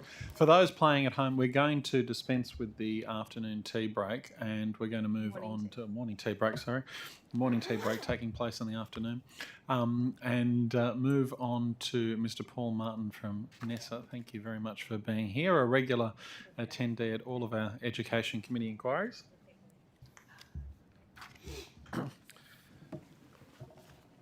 Mr. Martin, I take it you're very well versed in the drill. Could you please state your name, your position title, and take either an oath or an affirmation? Thank you. My name is Paul Martin. I'm the CEO of the New South Wales Education Standards Authority. I solemnly, sincerely and truly declare and affirm that the evidence now about to be given by me shall be the truth, the whole truth, and nothing but the truth. Thank you very much, Mr. Martin. Mr. Martin, do you have an opening statement you'd like to provide for this inquiry, or do you want I do, if that's okay, just a very may. brief one, if that's all right. Of course. Don't worry about those bells there. Okay. Just testing. Good afternoon, Chair and committee members. As I just said, my name is Paul Martin. I am the Chief Executive Officer of the New South Wales Education Standards Authority, known as NESA. As you know, NESA is an independent statutory authority within the education cluster of the New South Wales Government.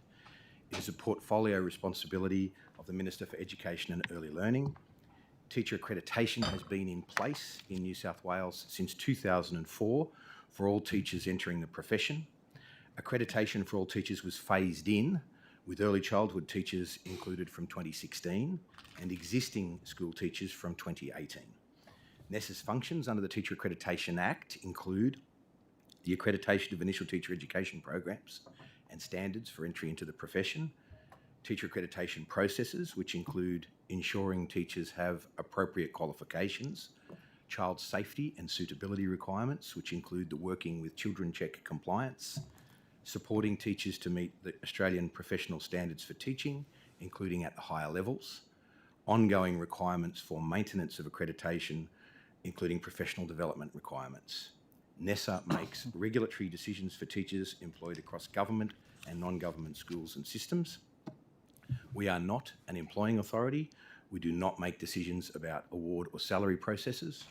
NESA holds teacher accreditation data for the New South Wales teaching profession, including the number of teachers who receive initial accreditation at either the provisional or conditional level, as well as those who progress to proficient, highly accomplished and lead. The qualifications teachers use as the basis for their initial accreditation, including overseas trained teachers, those currently on an approved leave of absence from accreditation, those whose accreditation has ceased or been suspended or revoked, and the number who have their accreditation voluntarily cancelled. This data is only part of the broader teacher workforce supply conversation under consideration in this inquiry. We do not hold data on initial teacher education commencements or completions in New South Wales. The Commonwealth manages this as part of their responsibilities for universities. The employment data we do hold for government school teachers is provided to NESA via a data exchange with the Department of Education. For many casual teachers and all non-government school teachers, the employment data we hold is reliant on teachers providing this to NESA themselves in their online account. In all of our work, including reforms to the New South Wales curriculum and our work in implementing recent changes to the Teacher Accreditation Act, we are considering ways to support teachers' workload and, wherever possible, to reduce unnecessary administrative burdens, requirements, while balancing our regulatory functions. Thank you. Thank you very much, Mr. Martin. We'll start with questioning from the Honourable Mark Latham. Thank you, Chair, and thank you, Mr. Martin, for your attendance today and the work that you do at NESA. Just to sort of set the scene, I think from this inquiry there are sort of two competing paradigms of what we do about teacher shortages in New South Wales. One put by the Teachers Federation and also a number of academics in the Gallup report is to say reduce workload, make the job easier, reduce burnout and retain more teachers. The second paradigm that I certainly subscribe to says upgrade teaching to make it a proper, highly rewarded, accountable, modern profession, challenging, dynamic, in which teachers are constantly upgrading their skills, classroom practice and achievements and professional job satisfaction, and you'll attract more talented young people and also retain more teachers. On that second approach, the 2019 Audit Office report was highly critical of the department and NESA about a number of failings. What have you corrected in the 3 years since? For instance, they said that NESA had no process to ensure school principal decisions to accredit teachers are in line with professional teacher standards. Has that now been fixed? Yes, it has been worked on quite consistently since that time. In fact, the changes to the Teacher Accreditation Act that occurred last November gave NESA the responsibility for accrediting classroom teachers under advice from principals, so the accreditation decision moved from the school to NESA. As a consequence of that, we are in a better position to be able to provide consistent advice, have an overarching assessment of the decisions that are made, provide support for principals and schools in making those decisions, and streamline the process both for teachers who are gaining accreditation and for principals. So my view is that yes, we have worked very consistently on trying to make sure that those recommendations are fixed, concluded. What does NESA do in practice that's different to what the principals have already done and their advice to you? In practice, from the moment that we begin the process of accrediting, making the accreditation decision, which begins in November this year, what we'll be able to do is make the decisions consistently and provide advice to schools about what minimum proficient standard practice looks like. Quite often, principals, with the best of intent, are only able to have an oversight or an understanding or a judgment about proficiency that is limited to the teachers in their schools and not necessarily more broadly. Though many principals, of course, have assessed many teachers over many years, and so can do have that level of skill. But the point I'm trying to make is that we can provide a much more consistent understanding of what a proficient teacher looks like across schools and across sectors. So my view is that we can assist in that process for principals. Right, and how many times have you rejected the principal's recommendation and said, no, that accreditation is not valid? Well, because the process begins 1 year from the commencement of the Act that was passed last November, we are only beginning that process this year. But in the past, we have looked at and contacted schools and principals around the evidence that has been provided to us and the decision that's been made in relation to proficient teachers. And we have provided advice back to schools, but not necessarily on a wide basis. That's the sort of work that we'll be commencing from November this year. Okay, so that's work in progress. The Audit Office also said teachers are not required to produce evidence to demonstrate that their classroom practice aligns with all the standards needed to maintain accreditation. Has that now changed? I would argue, with due respect to the Audit Office, it's not necessarily an accurate representation of the proficiency process. Teachers do have to provide evidence. They don't have to provide evidence against each of 37 standards. They provide a sample of evidence that often multiple standards are met within each of those artefacts, so that you can get a holistic view of a teacher's performance. And that should include teacher programs, assessment materials, examples of where those things have been taken into account to change a program, etc., etc. So it's not 37 pieces of evidence, which would be ridiculous and onerous, I think, in relation to the teacher's workload as it currently stands, but a representative sample that goes to the heart of the standards that most represent teaching practice. So we do that. Right. The Audit Office pointed out, and it's certainly a valid and impressive statistic, that Australian research shows that effective feedback on classroom practice can increase teacher effectiveness by up to 30%. But in only 10 of the 130 professional development plans they assessed, was there any evidence that the 2 observations were conducted annually? Is that something that NESA does, or the department, and has it changed since the audit report? Those things are the responsibility of the employing authorities. Our connection to the assessment or the judgment around teachers is in the articulation of the standards and in evidence that we can provide that shows how you achieve those standards consistently. The manner in which that is manifest in schools is determined partly by the employing authority, the sector, and probably partly by the principal and the supervisor. I think that many more teachers would be observed in their practice than the small number that's represented in that quote. Okay, well, let's hope so. But in your teacher accreditation decisions, do you get the material on these two observations and what was noted about teacher quality in the classroom? When the teachers or the schools in the current system, the decision is made at the school level, we would have evidence that the evidence that the school has used to make the decision. And up until relatively recently, we have gone back to the practice, but we had a hiatus there where we had an IT issue. We would do an audit of the evidence that's provided, and we would report on that evidence back to the system or sector in order for them to improve their processes.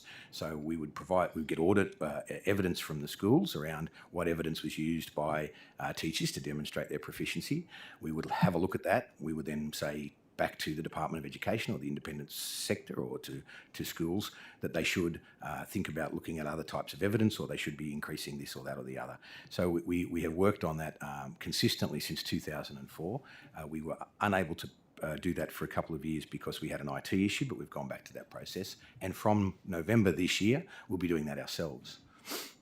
Right. So in what proportion of cases accrediting teachers do you get these classroom feedback reports? I wouldn't be able to answer that today, but I'm happy to have a look and take that on notice. Take that on notice. Okay. And I suppose we're still locked into the industrial relations arrangement whereby the teacher gets to decide who does the classroom observations, and the teacher needs to agree to any written feedback before it is then sort of adopted by the system. I suppose we're still stuck with that, are we? That depends on the school, the system and the sector. We don't have a direct role there.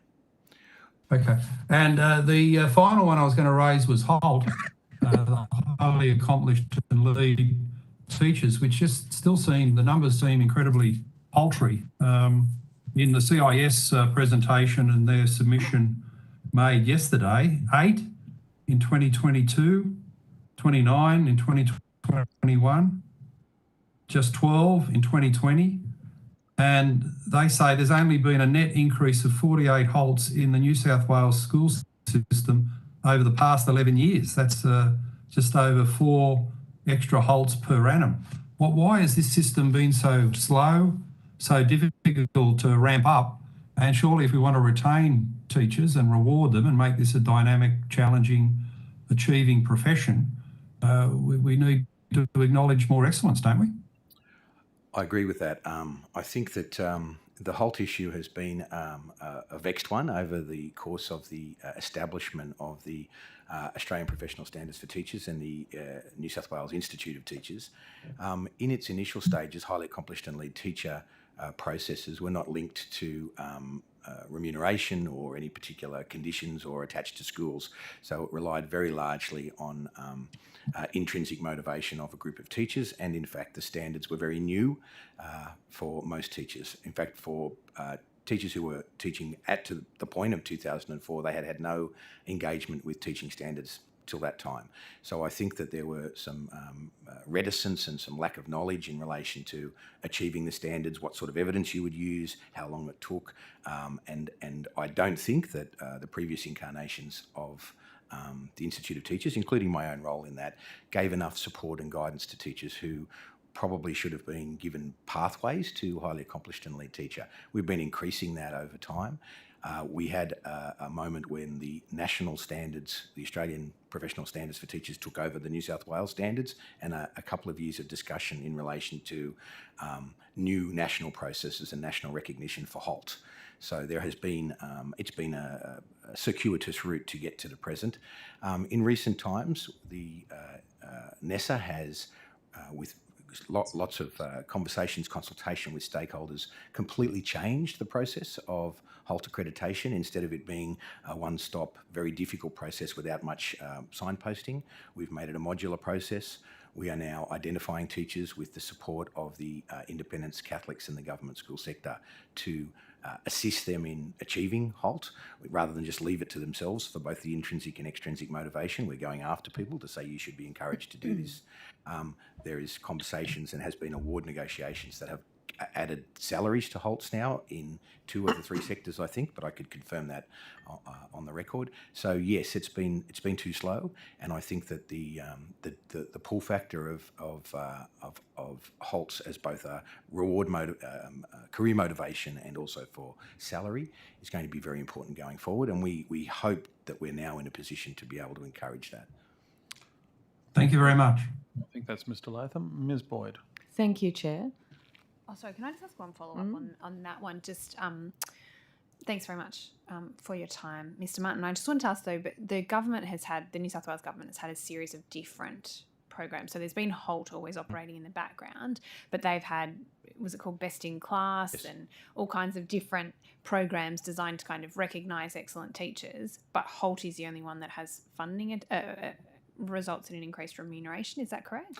Look, I'm not exactly sure. I think that each of the 3 sectors has ways of recognising outstanding teaching, and potentially within their award or staffing structures have master teachers or HALTs or exemplary teachers or best in class, various names, including right around the country. They have those as well. HALT's the only one that's attached to a set of objective standards, and it's the only one that is nationally recognised. So one of the things we're trying to do at the moment with strong support from the New South Wales government is to draw up and recognise those who have completed other methodologies for recognising excellence into the HALT program.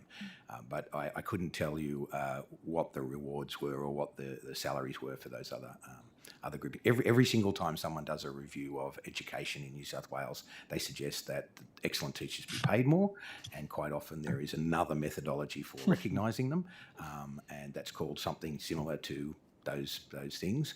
I think we're in a position now where we're really able to link all of those things with the HALT process, including announcements made by the New South Wales government last Friday. So just one question, then I'll pass to my colleague. But has the New South Wales government ever asked you to reduce the administrative burdens in order to apply for the HALT program? I understand that there's an application fee and that it's quite an extensive process. Have they ever asked you to reduce those, or yeah? Yes. Look, the New South Wales government, the current minister, has asked us to look at all of our practices that are unnecessarily onerous, or that where the artefact or the work doesn't lead to an improvement materially in the process, in the point of the exercise. With HALT, simultaneous to current arguments around teacher workload, we were trying to streamline the process to encourage people to enter it anyway. So it is coincided with both requests to simplify and reduce workload, and with our own desire to get more teachers into HALT. And I'm happy if you want to provide them on notice, but we've got 8 in 2022, 9 accredited in 2021, and I think 12, according to Mr. Latham, in 2020.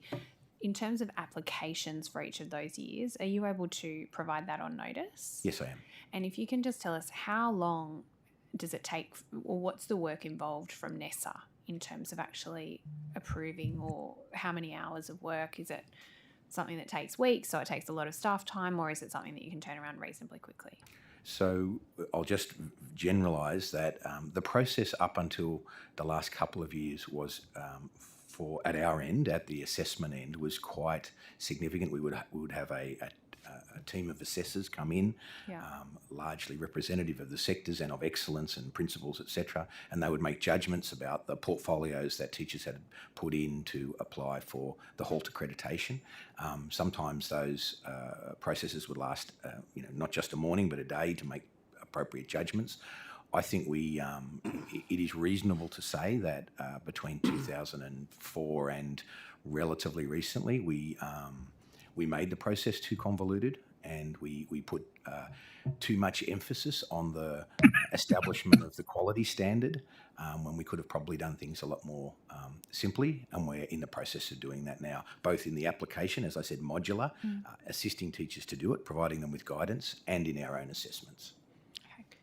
Sorry, just to jump in again, Abigail. I'm sorry on this and continuing. Come back tomorrow. We will get to Abigail, but just directly from that, what's your time frame in terms of when you expect to have that system streamlined and changed? It's already been announced. It's in train now. We're in the process of working with sectors to try and identify teachers who we can encourage through the pipeline, so we can get as many halts as possible. I have to say, and it's a default excuse, but the last couple of years has been difficult in a range of ways for teachers going through processes like halt because of COVID, and a lot of teachers who had begun the system paused their application processes. So some of the data that you've indicated, not all, but some of the reason is the COVID pandemic. So would we expect to see it live for 2023? Yeah, absolutely. And in fact, the Minister has given us some very strong targets about the numbers of teachers that she wants through the whole process in the next few years. Fantastic. Ms. Boyd. Oh, thank you, Chair. My goodness, I'm patient. Hello. And, thank you for your appearance today. I also wanted to ask about the HALT program from a slightly different angle. So from what I just heard, there's 29 in the last 3 years.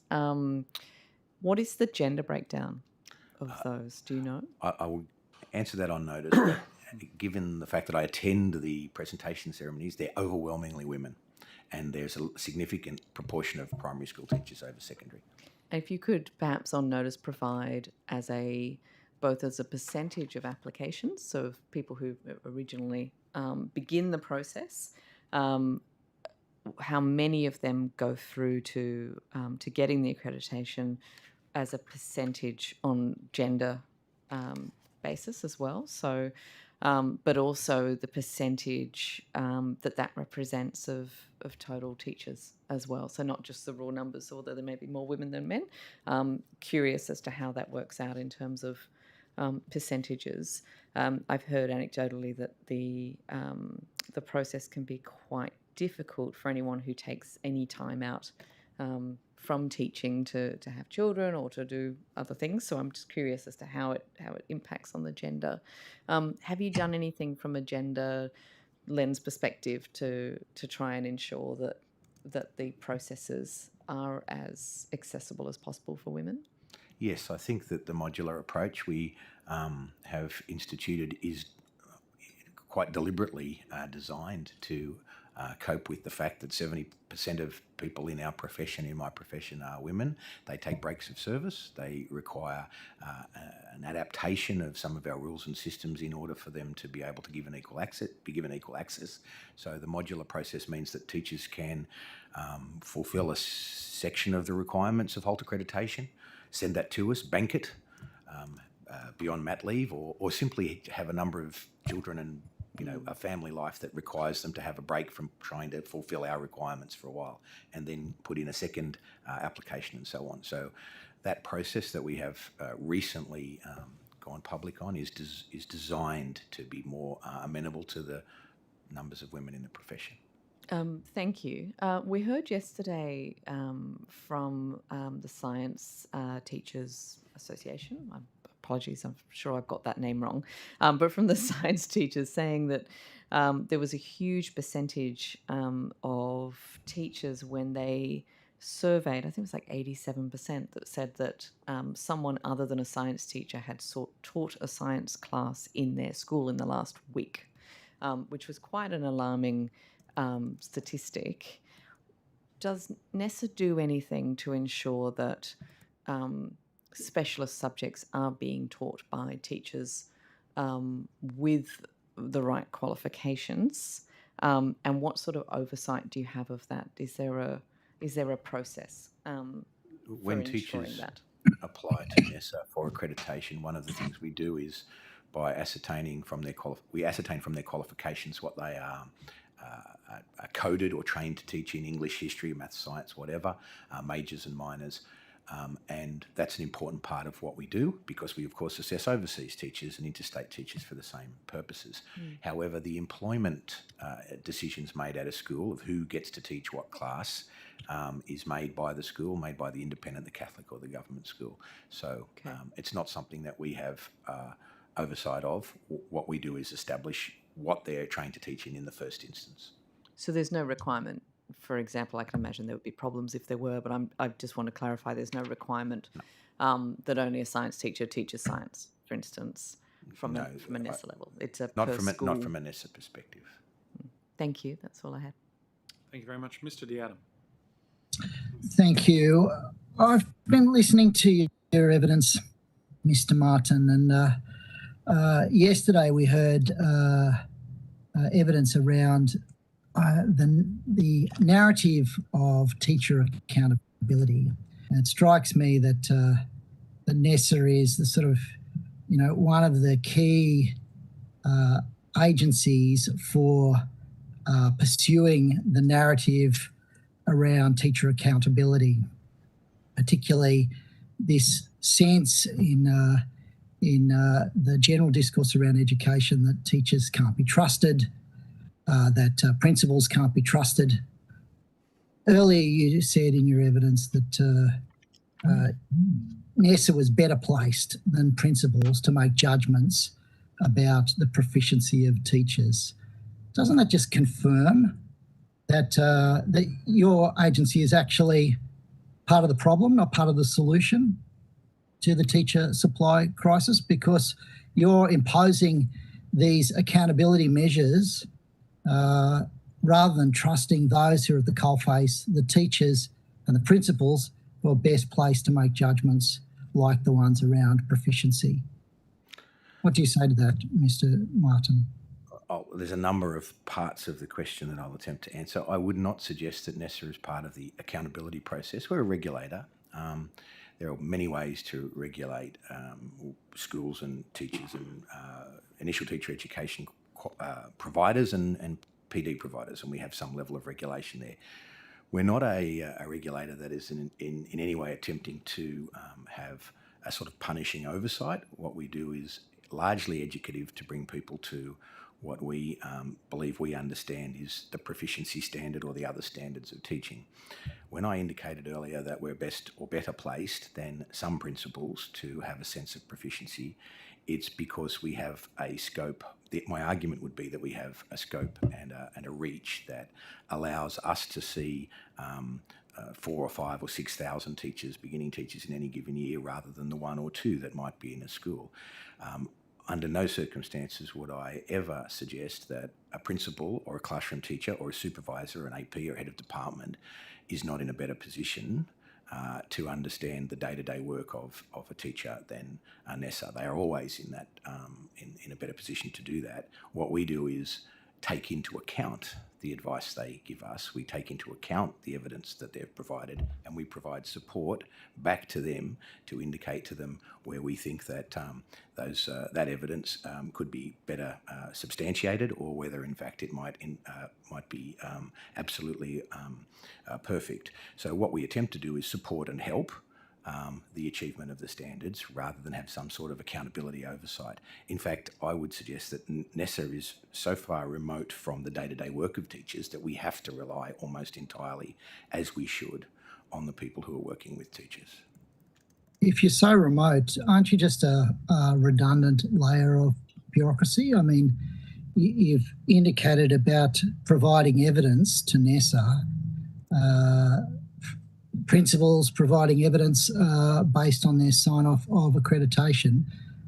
I mean, what is the purpose of that, if not to add to the burden that's placed on teachers, to indicate that we can't trust principals' judgment? Can you see the problem with the approach that's being taken here?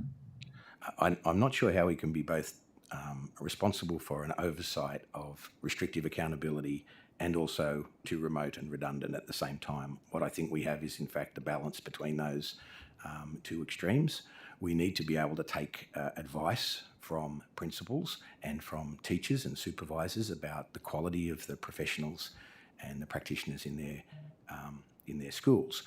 What I'm talking about here is the proficiency standard. These are the teachers in their first 3 years of teaching. We have almost no relationship or responsibility for the day-to-day work of teachers that is left to the school. All those teachers who have achieved proficiency, and in the past it was called the Department of Teaching you got your teaching certificate. It's a similar process has existed for many, many years. What we do is provide evidence that gets some level of consistency across and between and within schools for a process that pre-existed, and we use the teaching standards to do that. So we have very little relationship in terms of the oversight of the day-to-day practice of teachers who have already achieved proficiency, which is 95% of the teaching workforce. All we do in relation to those teachers is make sure that they complete the required 100 hours of PD over 5 years. But we do take a closer look at those teachers in the first 3 years of their teaching, because we think it's very, very important that we make sure that those teachers reach that proficiency standard, and we try and help principals and schools and supervisors as much as possible in that process. So from my perspective, the balance is about right. They were always able to be shifted based on feedback and discussion and consultation and strong representation from both unions and principals and other employing authorities. So have you done any assessment in terms of the time taken to assemble the portfolio evidence to establish proficiency? How much time would you expect that a teacher would have to spend assembling that information? We're not as concerned so much about the amount of time, and I'll come back to that so it doesn't sound like a bald statement.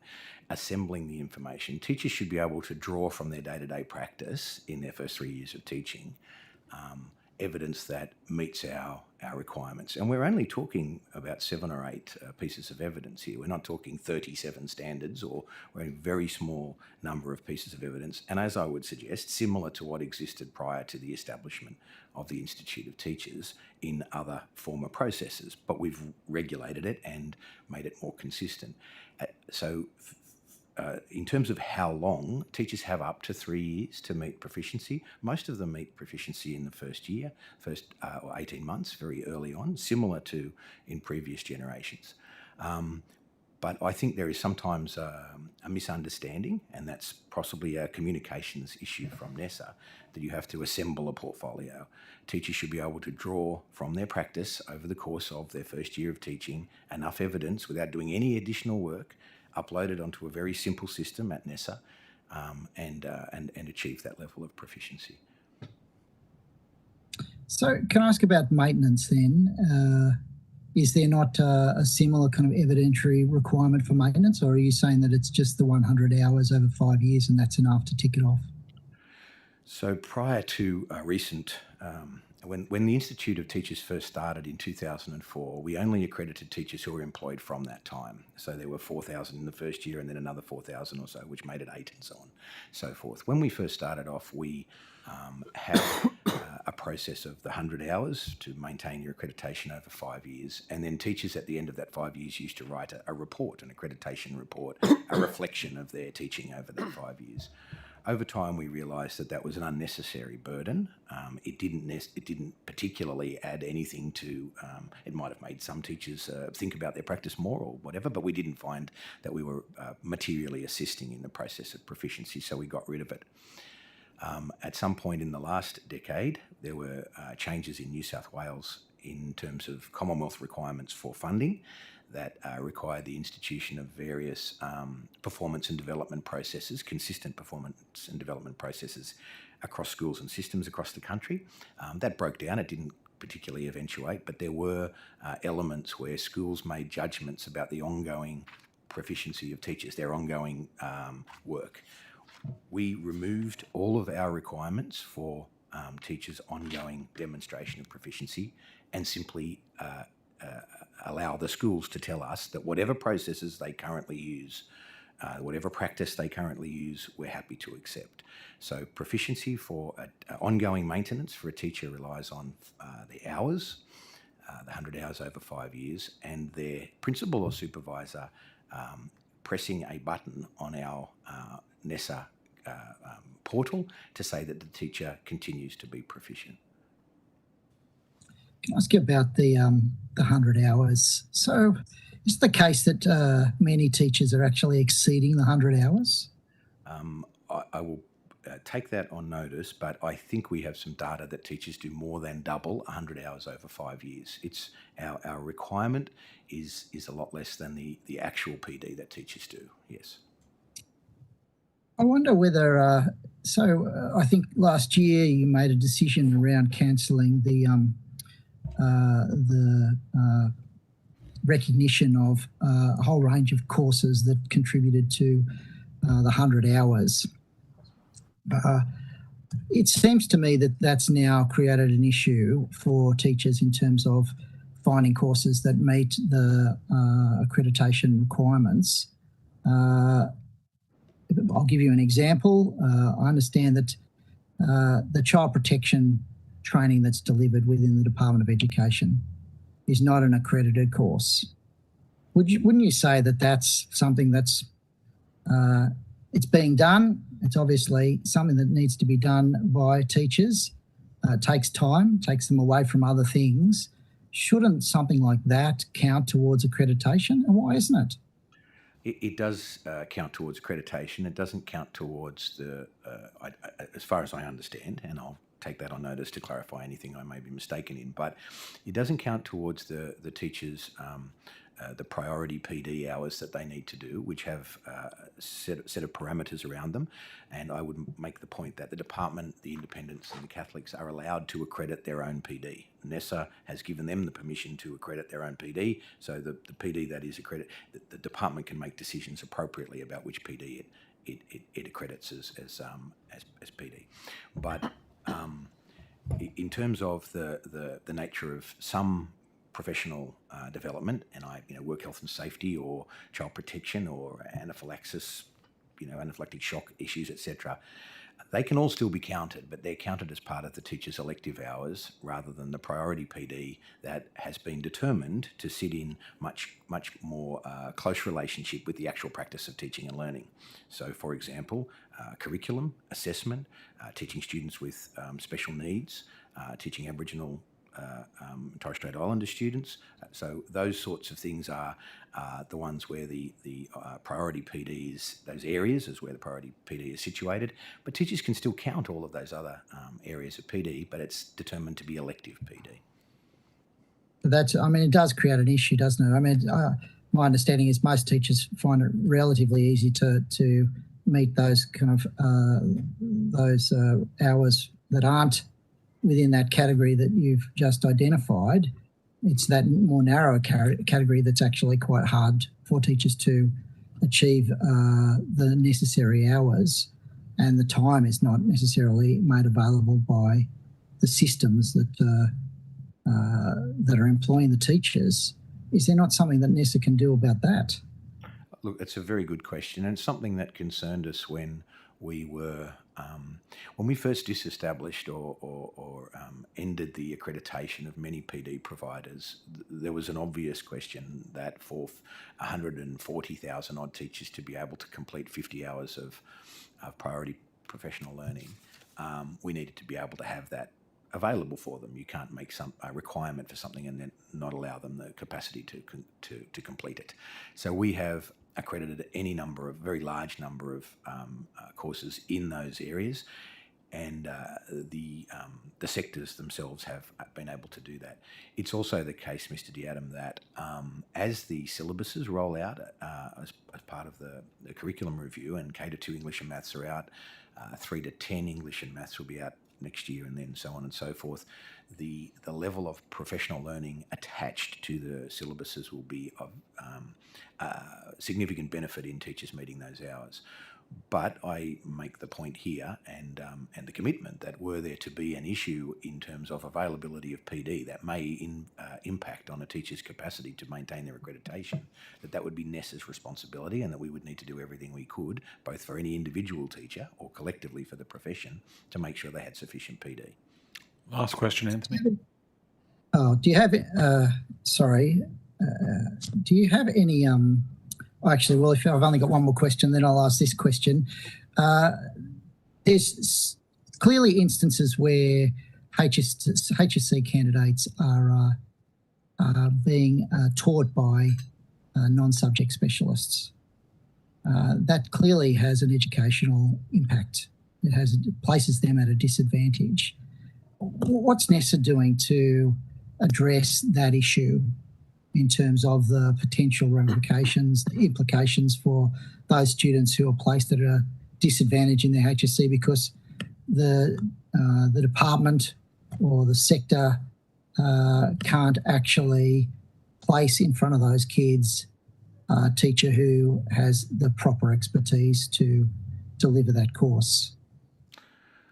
The NESA runs the rules and the conduct of the HSC, so we control the syllabuses, obviously, and they're under review at the moment. We provide advice to schools about, generally speaking, about the number and the timing and the weighting of assessment tasks. We conduct the written examinations, and then we're responsible for the HSC result and provide information to UAC, the University's Admission Centre, for the ATAR. What we have no control over and cannot realistically have control over is the nature of the teaching and learning that occurs in 800 odd high schools across New South Wales, where there is differences between the capacity of the students and the experience and knowledge of the teachers, irrespective of whether they're teaching in or outside of their subject area. So my point is that we can only control and be as fair and reasonable and equitable and transparent as possible over the timing and the conduct of both the syllabuses and the exam. And we have to rely on the schools and the teachers to teach those students adequately in preparation. And any given year, there are students who are probably better prepared than others on the basis of their teacher. Having said all that, it's my view that every single Year 12 teacher that I've ever encountered in my visits to schools and in their work with NESA is utterly committed to students doing the HSC. It's a source of great pride for them, and they work extremely hard to get those students across the finishing line. Can I just ask a follow-up question to that? You talked, Mr. Martin, about that obviously some students are going to be better prepared than others. We heard from teachers yesterday, from the Science Teachers Association, in fact, that if you don't have that broader knowledge, that broader understanding, if you aren't trained in that particular subject that you're teaching, that students won't have a broader understanding and will find it difficult to understand or to conceptualize more of the difficult concepts. Is a student who is taught in their HSC by a teacher not trained in that particular subject area, are they eligible to apply for educational disadvantage? There is no category for a student to be able to apply to NESA to have a consideration of their mark because of the nature of the teaching. We have to be able to, there is too much variability, too much difference within schools, between schools, even for teachers who are trained in the subject area or not trained, whatever. We rely on schools to deliver that. So there isn't a capacity for poor teaching or untrained teaching, no. Okay, thanks. I had just one other question. Can I quickly do that? And then I'll pass Yeah.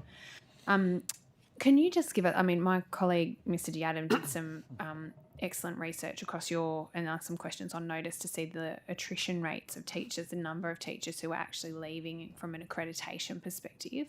Can you just give us what are the latest figures, if possible today or on Notice, about the accredited teachers for this year, for this month, and then for the same month over the last 2 years? Happy to take that on notice. Beautiful. Thanks so much. Thank you. Mr. Scott Barrett. Thank you, Chair. And firstly, apologies for my late interjection to the committee. It's not because this isn't a priority. There was a few things I couldn't move, including a heavy fog over Griffith this morning, so apologies for that. I'll also look to the colleagues if this area ground's been over before. But, Mr. Martin, just to, I guess, ground check or fact check a few things I'm hearing, and that's about the accreditation, particularly for teachers reaching sort of towards the end of their career. They might have been teaching for 30 years, that are not teaching full-time but are a valuable resource as casual teachers, are finding it difficult or too hard or too much work to keep up the accreditation. I presume it is that 100 hours of PD over 5 years. Is that something that we are hearing elsewhere?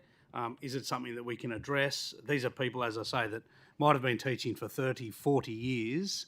I'm thinking of other aspects of it as well. Maybe a teacher that is now working with a family business as well that does the odd day here and there.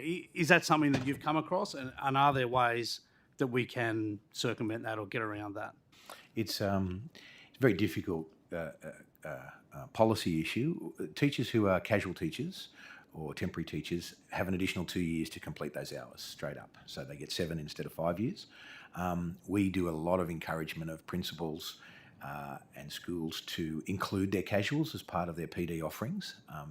Casuals are essential to teaching continuity, are now central to it and have always been. There's always been a large casual cohort that keeps schools going.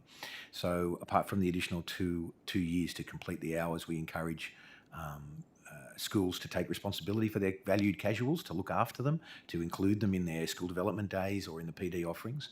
We don't think it's a reasonable policy to remove the requirement for PD for people who are in front of teachers. Students may be doing, as Ms. Slsos or Mr. Diadam asked, teaching Year 12 subjects, and they need the PD. So we can't just say because you're a casual or a temporary you shouldn't have to do the PD. So we have to accommodate the material needs that they have. We've got plenty of PD and have had and will have more on our website as online, and I think that's obviously the place to go in the future, is online PD for rural and remote teachers and even teachers who have got so many other issues in their life that they can't necessarily be doing things on weekends or after work. So we've got to make sure the offerings are there, either from both NESA and commissioning PD, but we will adapt our policies to make sure that workforce is looked after as far as is necessary, and we already have a number of cases where we try and look after them. It's also the case that we case manage teachers. When they call into NESA and say that they've had difficulty, or they've had an issue with their family, or they've had an issue with a range of other personal circumstances, we are not a rigid accountability mechanism. We will make sure that those people are looked after, and we do that. But as far as broad policy goes, 7 instead of 5 years, encouraging the principals and trying to get as much PD out into those areas as possible.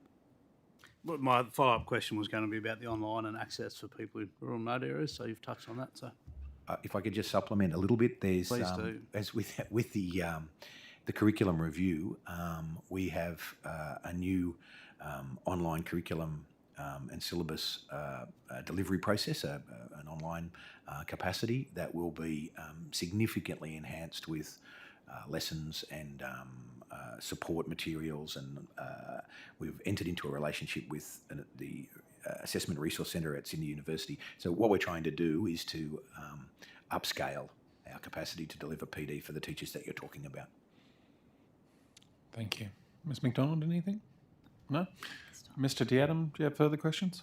Yes, I do have further questions. So, Mr. Martin, I wanted to come back. Ms. Slsos alluded to my questions, which I'd asked on notice, and then I followed up in estimates where I think, you correct me if I'm wrong, but you downplayed the extent of the exits that occurred between 2020 and 2021, where we saw that almost 10,000 teachers ceased to hold accreditation in that period.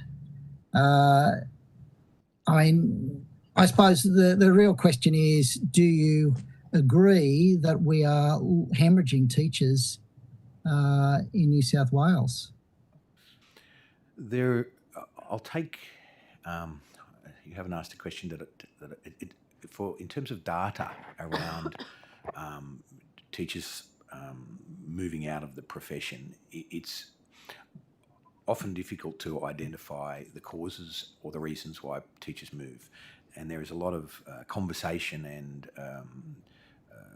sort of rumour about the proportions and numbers. We have, over the last 10 or 15 years, had probably quite large groups of teachers moving out of teaching, because partly that's the shift of baby boomer teachers out of the profession, and they're there was a peak a number of years ago, and there's still groups of teachers who are simply retiring. Many of them sign on immediately as casual teachers, and some of them in the last year, under the COVID pressures, have come back in and assisted at schools as teachers. So there is some of the and a large proportion, I think, of the numbers of teachers who finish up every year or cease accreditation or finish their accreditation are simply retirements. The data that we have doesn't show anything like 50% of teachers moving out of teaching in their first 5 years, which is something that I've read in the paper, and I even heard, I think, anecdotally from somebody yesterday. It's much lower numbers than that, but it's very hard to identify when a teacher moves out of accreditation, whether sometimes it's retirement, sometimes it's other reasons, sometimes they've gone overseas, sometimes they decide not to be a teacher. But the proportions are certainly not anything like the 1 in 2 that occasionally get used. Happy to. But you're in the box seat. You're in the box seat. I mean, you're the ones who are collecting the data. You know who's flowing into the system, who's flowing out. Isn't it your job to make sure that we understand that we've got enough teachers coming through and being accredited to meet the needs of the system? There's a difference between having the numbers and the data that we have, and as I indicated earlier, some of it comes directly from the system like the department, and some of it is from teachers telling us. We can't force them to tell us why they're no longer teaching. We provide opportunities for them to give us that information, but we can't force them. There's a difference between gathering the data and being responsible for the relationship between supply and demand in teaching. We work with the sectors and have attempt to identify what we can do as a go-between with universities, etc., around areas of shortage and need.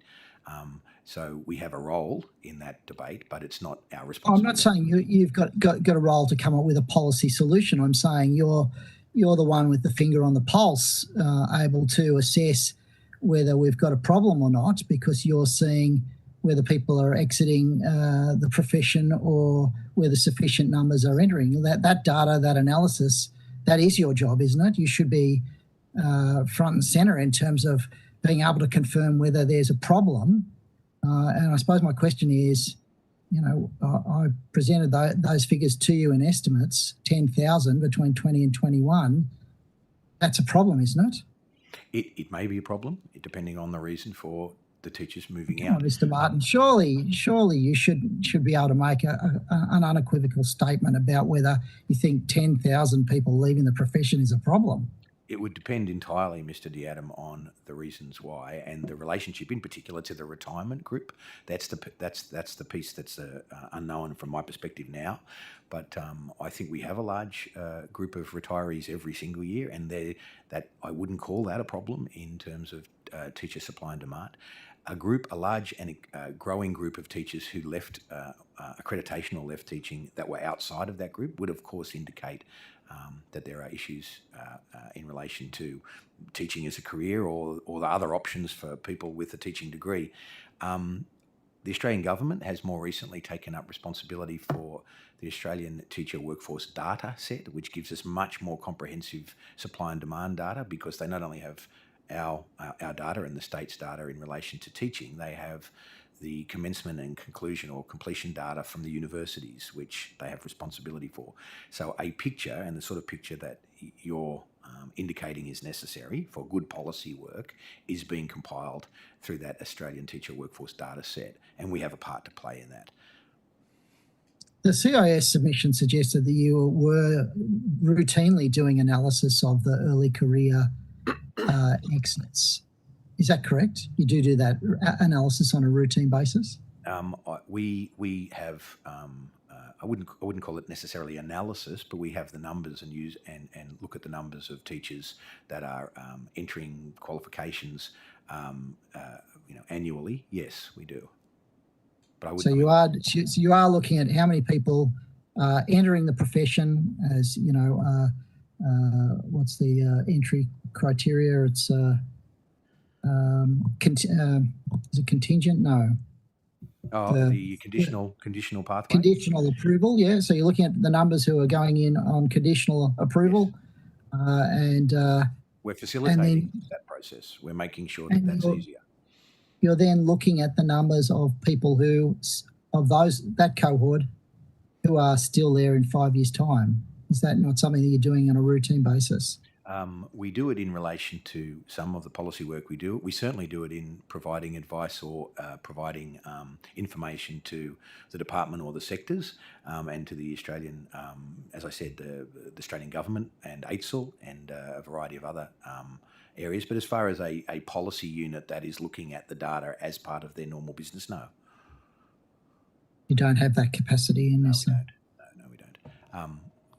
Interestingly, though, Mr. Diadam, the relationship between the numbers coming into the profession under the conditional pathway in order for those teachers to enter teaching sooner rather than provisional when they have completed their qualification is something we are looking at because of the effects of COVID and trying to get teachers into schools as quickly as possible. But as a part of routine policy, no. So, okay, well, in preparation for attending today, did you have a look at that figures? Earlier in your evidence, you suggested that the exits of early career teachers was not as bad as it had been portrayed in the media. You clearly have some data that you're relying on. Can you provide that to the committee? I would like to have, I've got a few different pieces of data. Some of it is from 2020. I'm happy to provide it on notice, but rather than put it on the record when I haven't had enough of an opportunity to ascertain its veracity, I prefer to put that on the notice if that's okay. Yeah, of course. Yeah, Mr. Barrett, sorry, Anthony, Mr. Barrett's got. Yeah, no, that's fine. That's for me. Mr. Martin, how long have you been in your role? How long have you been with NESA for? I've been the CEO of NESA. This is the third year as the substantive CEO. I spent a year as acting CEO. Prior to that, I worked in NESA. So I guess my question is, obviously when I guess official accreditation and all those sorts of things have come in, it increased the burden or workload for teachers. But I've picked up a few things you've said, we've streamlined that, we've made that easier, we've removed that burden. Is that sort of trend on its way back down now where this process has become easier? I think we have made significant moves. Some of them Mr. Latham referred to an audit report of a couple of years ago. Some of it is because our forums, like the board itself, which has representation from three sectors, both unions, a range of principals, we have pretty robust interaction with the teaching workforce, and we've been told we need to do some work. The government has also been very keen to make sure that any administrative burden is reduced. I would say that for a teacher in their first 3 years of teaching, there is something of a burden to demonstrate your proficiency, and I wouldn't apologise for it. Teachers after that have to complete their 100 hours, and I would also not apologise for the fact that keeping up to date with your profession is a reasonable thing, similar to doctors and engineers and lawyers. Beyond that, the requirements from NESA for an established proficient classroom teacher are very small.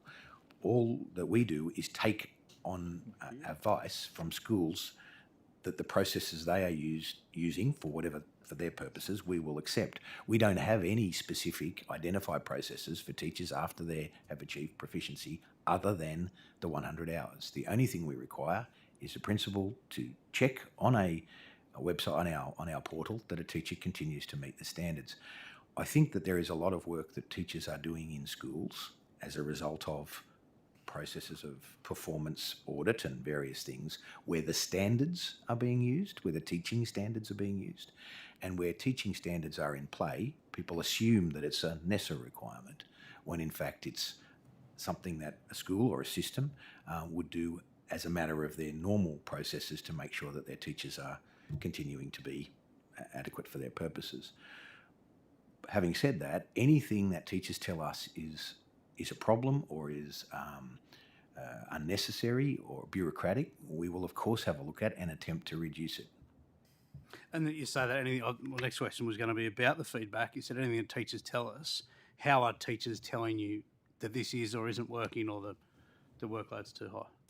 Teachers, I made the point a second ago, teachers often, I think, mistake anything they have. Sorry, I mean, what is that process? Like, how are you getting that feedback? Not what is the feedback? Oh, okay. How do you engage with the teachers? We have, apart from direct relationships with the representative organisations who are reasonably robust and clear about what they tell us in terms of feedback. I can't imagine that. You're a diplomat as always, Paul. We also have a reasonably robust both online and phone capacity. I have to say that, and I'll be honest, one of the criticisms we sometimes get is that it's hard to get through to NESA. There are 140,000 accredited teachers. There's 25 people or 30 people answering phones.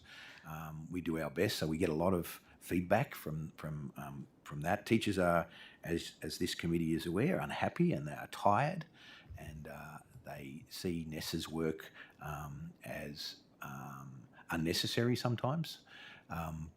We know that from, as I said, the online and the phone calls, from our communications processes with our committee structures. It's not hard. I mean, I spoke to and visited a school last Friday afternoon, all of the heads of department of a government school on the Northern Beaches. I speak to the principals, HESA principals, independent heads of schools in New South Wales. I have regular meetings with the P&C, with the independent and Catholic parents. The NESA is its great strength, I would argue, immodestly, is that we are a stakeholder organisation that listens to its stakeholders. And at the moment, a lot of the feedback we're getting is really negative about the amount of work that teachers are doing. Sometimes it's a little frustrating because we feel that it's not our expectations that teachers are reacting to. Having said that, we have to listen, and we've got as many channels open as we can. Okay. Thank you very much, Mr. Thank you. Martin. I think that brings us to the conclusion of your session of the inquiry today. Thank you very much for being with us. Committee members, if they have additional questions for you, can place them to you after the hearing, and the committee has resolved that answers to these, along with any answers to questions taken on notice, and I note you did at least for the Adam, must be returned within 21 days of the receipt of the transcript. The Secretariat will contact you in relation to that, so thank you again. The committee will now break for lunch and return at 2:30 with Mr. John Hattie. Thank you all. Thanks.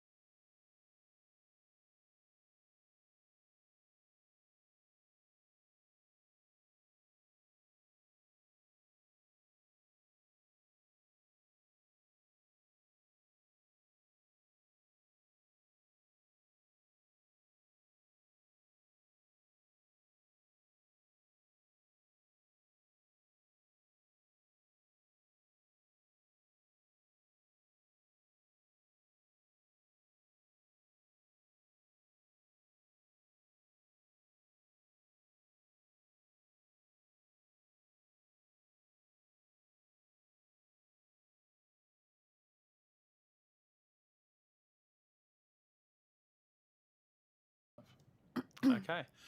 Welcome back to the afternoon session of the Education Committee's inquiry into teacher shortages in New South Wales. This session this afternoon will include Professor John Hattie, Emeritus Laureate Professor, the University of Melbourne School of Education and Chair, Board of the Australian Institute of Teaching and School Leadership. Professor Hattie, I'd like to ask if you could state your name, position, title, and swear either an oath or an affirmation for the committee, please. Yes, I'm John Hattie, an Emeritus Laureate Professor at the University of Melbourne, and my affirmation, I solemnly, sincerely, and truly declare and affirm that the evidence now about to be given by me shall be the truth, the whole truth, and nothing but the truth. Thank you very much, Professor Hattie. Now, Professor Hattie, would you like to start by making a short opening statement for the committee, or would you like to go just into questions?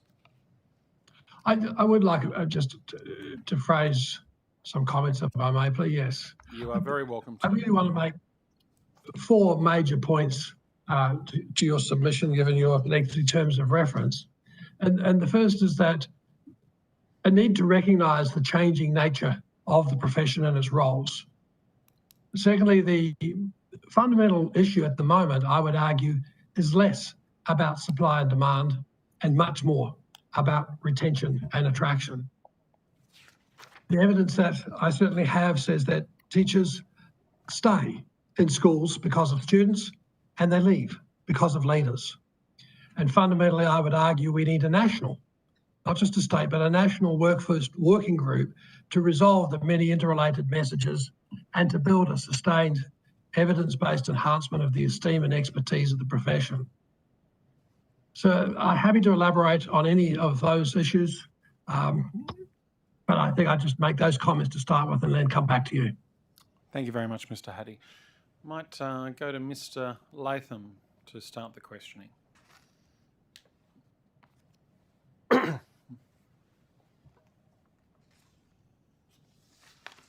Mark, you there? Yep, I'm here. Thank you, Chair, and thank you, Professor Hattie, for your submission and your time today. I suppose the starting point is defining the problem that we've got. We heard yesterday from the Centre for Independent Studies, who said effectively there's no real pipeline problem of teachers coming through the system. It's more the number of unfilled vacancies that we have for particular reasons in the New South Wales public education system. But in your submission, and your role, as the main authority on workforce data, here at pages 10 and 11, with postgraduate entries down 13%, undergraduate entries down 22%, it does point to pipeline issues, doesn't it? Yeah, yes, I think there are, particularly and extremely so in the early childhood sector. The Workforce Commission already identified 16,000 vacancies by the end of this year in that sector. So yes, there is a pipeline issue. Yes, there are issues with respect to those commencements you talked about, but then we have to also take into account that of the 90,000 plus people that are in initial teacher education at the moment, and I also note that there are actually more in math and science than there are in English and arts. I also note, sir, that 25% complete an ITE program completely by online. So it clearly is now becoming more of a national issue, given that there are many students in New South Wales intending to work in New South Wales, but doing courses online elsewhere. But also that less than half those who start initial teacher education complete, and less than half those who do complete get a job, a full-time job position. So in one sense, yes, there is a pipeline problem. There is a problem in terms of how we get the workforce and understand why we have these barriers to meeting the demand. I also point out that, sadly, we do not have a lot of information on demand data in Australia, and I think that would help us dramatically answer and address what I think is the core to your question. Another pressure in New South Wales we've got is the government's ambition to have universal 4-year-old preschool education in New South Wales. But with those shortages in early childhood educators in the pipeline, it's not going to happen anytime soon, is it? Well, your plan is to have it by 2020 25, if I recall correctly. That's not going to happen soon unless there is a major looking at how we're going to deal with that sector. And I don't think for a moment that this is the time to blink on quality either. And just turning to page 8 of your submission, in terms of incentives to attract candidates, your conclusion is that money does get a result. The Grattan Institute survey, and then I think even more compellingly, the BETA $30,000 scholarship idea. What is the level of a scholarship that will achieve the best result for us? Is it the 10,000 or 30 or somewhere in between? Well, I want to answer that slightly differently. I think the biggest issue we have in terms of attraction to the profession is not the starting salary, which is the 5th highest starting salary in Australia of all professions.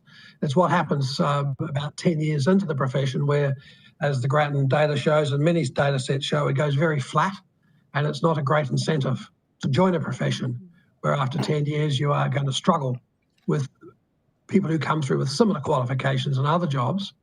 The other thing we have to be a little bit wary about is that in the past, many of those scholarships at the beginning of and to enter teacher education has gone to those that were already going to enter. So it has not dramatically changed the numbers that we had. If we had better demand data, that would help us, I think, work out where we need to put some of those scholarships. And as to the amount, as the Grattan has shown and the other studies you've shown, is that 10 to 20 to 30 can make that difference. But there's not a lot of evidence that it's going to necessarily increase the numbers in the areas we want to the degree we want it to. What you're saying there in out of field teaching problem areas that the scholarships wouldn't achieve the result. How else can we get more maths and science teachers unless we get them on scholarships early or with career changes? Well, again, we actually have more maths and science students in our current teacher education programs than our English and art students. But that doesn't translate them into getting jobs. So attracting more in isn't necessarily the problem. It's how do you make sure that we are graduating them, and that we are giving them those jobs. Most of them in their first 5 years on short-term contracts, which is not a great incentive for them to stay in the profession. And so I don't want to portray, however, Mr. Latham, that there's one answer here. I do think that, yes, there is an argument for having scholarships. There is an argument for looking at why it is that the graduation rate is so low, particularly compared to other professions. I think there is an argument about why it is that those students who are graduating in some of those areas are not finding jobs, are not finding it attractive to stay in the profession. And so that's why I'd be certainly looking at a national quality assurance role for some group to oversee these problems. Because at the moment, they seem to get dealt with in little pockets everywhere, and we don't have a very good system. The Australian teaching and workforce data is exposing many of these issues, but then the next question is, what do we do about it? This committee pretty consistently has heard a lot of evidence about the workload issues, burnout, too much work, and the answer is seen to make the job easier with less administrative workload in particular. But what's the sort of person who's most likely to want to be a dynamic, high-achieving teacher? Do they really want to go into a profession where it's seen, certainly across the public opinion, that 12 weeks annual holiday and working 9 to 3, that's the perception, that the conditions are already pretty good, and now the answer is to make the job easier? Are we really going to attract dynamic, ambitious, high-achieving young people with that sort of sales pitch? Well, I'd add to that sales pitch in a negative way also, is that the current structure of our careers in teaching is based more on experience and age than it is on expertise. That is not a very attractive way to attract people into a profession. But then when it comes to the workload, I think we need to be very, very careful here. And I know it's a highly weaponized set of arguments. Certainly, I've been involved in supervising a PhD thesis on teacher attrition, teacher retention. He looked at 70-odd factors. He did a massive meta-analysis. He did a massive study of surveying teachers across Australia. And the bottom line is that teachers stay in the profession because of students. They leave because of leaders. So let me come to workload. I acknowledge teachers are incredibly hardworking, and you do not should not want to come into this profession until you're hardworking, unless you're prepared to be a hard worker. I do notice that about 40% of their time is spent face-to-face teaching, 26% of the time is planning, 16% marking, 14% student supervision and counselling, 8% communication with parents, 7% extracurricular, and 15% journal administration. So when people talk about workload, I want them to understand that that's the nature of the job. There isn't a lot of extra stuff. Further, there's not a lot of evidence that those who leave the profession and those who stay in the profession differ in what their workload is. It is their coping strategies to deal with that workload.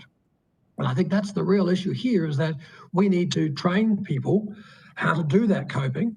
I know through my own experience of being a Dean of Education, it's what I don't do. And what I choose not to do is what allows me to do my job. One of the hardest things in this business is getting schools and teachers to stop some things. De-implementation is a major issue. So I think we need to be careful with workload. For those who leave, of course they're going to claim this workload. Those who stay, workload is an issue. But it's the coping strategy to deal with it. And we have so many excellent teachers in our system who have the same workload as those who choose to leave. So I just want to be a little bit more careful with using workload as the reason. Right, okay, that's a very valuable observation. And what about the changing nature of teaching? The wellbeing agenda now in many schools overwhelms what we used to think of as academic achievement. I spoke not long ago to a bunch of fairly bright school leavers. I said, well, what would you feel about going into teaching? And they say, oh, you've got to be kidding, that's like social work. We're going out to make some money and do something a bit more challenging than social work. So do you think that's, in all the talk about status of teaching, isn't that a factor? I mean, I don't see a lot of evidence that schools have an evidence base for being effective in teaching wellbeing. I mean, they're trained in maths and literacy and other areas, not necessarily as medicos. But the whole wellbeing emphasis has changed the impression of what a school is, and perhaps it's that social work image that's got some young people thinking it's not for them. Oh, there is that image that it is social work. There is a feminisation issue in terms of how people see the profession. And those things can get in the way of people coming in. On the other hand, it can be a way of attracting some kinds of people into the profession. Your issue about the wellbeing has certainly been amplified during COVID. I would argue it's always been there, but it's been highlighted more recently. And schools certainly have been asked over the last few decades to take on so much more responsibility. That was never the case. I'm not sure about you, sir, but my teachers called me by my last name. They didn't know me as a person. That wasn't part of their responsibility. If I had personal crises, it was seen as something handled by the family or outside. That is not true anymore, for better or worse. I think it's probably for the better. So my question is, how do you have the resources for teachers to be used, particularly in some of those cases? Like when I look at the Australian longitudinal study, 9% of kids are classified with major depression and anxiety issues, 9%. Yes, we need resources for those students, but there are many, many other students that have their daily crises and their daily problems, etc. And teachers know that that's a critical part of building relationships, how they know that as part of their kids. I think the other issue in this is that the nature of those coming into teaching. Like now it's a second or third job. The average age of entering teacher education is 26, becoming a teacher for the first time, 30, 31. We do ask those people who have been through other jobs, who have seen the same kind of social and emotional issues, but it's in your face when you're in the classroom with the number of students you have. I would argue that we have, again, some stunning, excellent cadre of teachers throughout New South Wales that are dealing with this. But I'm with you when you say that it's an extra responsibility, and sometimes I wonder why we've placed so much responsibility on schools to deal with this and not provided the resources that help teachers do their job. Yeah. Just finally, can I raise the issue of teacher quality and job satisfaction? Professor Hattie, your research, and I think common sense indicates that the feedback loop is very important for classroom observation, helping especially new teachers with improving their practice and performance. getting that constant loop of feedback for how they can upgrade what they're doing. We had an Auditor General's report in New South Wales 3 years ago that said of the schools they sampled, less than 10% were doing the 2 supposedly mandatory classroom observations per annum. And it was a pretty dismal outlook for the type of feedback quality and even effort that teachers are getting. So for job satisfaction, don't we need that feedback loop? Because obviously if you're improving your performance and your students are going better, you're happier in your work, aren't you, and less likely to leave. And a further part to that is that those who are doing a great job are the ones that usually often gain so much from being told every now and then they're doing a great job. And so if it isn't happening in the schools, I think that we are diminishing our responsibilities and our impact that we want to attain on our teachers. So I'm a very big fan of that feedback loop. I think schools have learned over the last 10 or so years how to do it in a much more collegial way. There's been a lot of work looking at how we can come up with better performance evaluation systems that teachers find value to. And the answer to that turns out to be pretty simple. If from the performance evaluation you are helped to improve, you see that experience as a very valuable experience. So that's what I'd be putting the emphasis on, is making sure that those observations are improvement opportunities rather than accountability opportunities. And I think you'll find that those teachers who are doing a good job are the biggest supporters of that kind of model. And so, yes, that feedback loop is pretty critical. Thank you. Thank you, Mr. Latham. We'll go now to the Deputy Chair, the Honourable Courtney Hughes. Acting Deputy Chair. Thank you very much, Mr. Acting Chair. Interim Deputy Chair. Thanks very much, Professor Hattie, for your time and for your submission. We are certainly very impressed by your work and certainly use it to inform our work in the committee. Now, I was interested to see last week you were, the New South Wales government is looking to tap into that expertise as well. I was wondering if you could just explain a little bit about what your work for them is going to entail. Certainly. It's early stages yet, but there's, as you've heard the Minister announce, that looking at ways to keep excellent teachers in the classroom and in the profession, and also looking at ways in which they can get those excellent teachers to support other teachers to improve their teaching practice.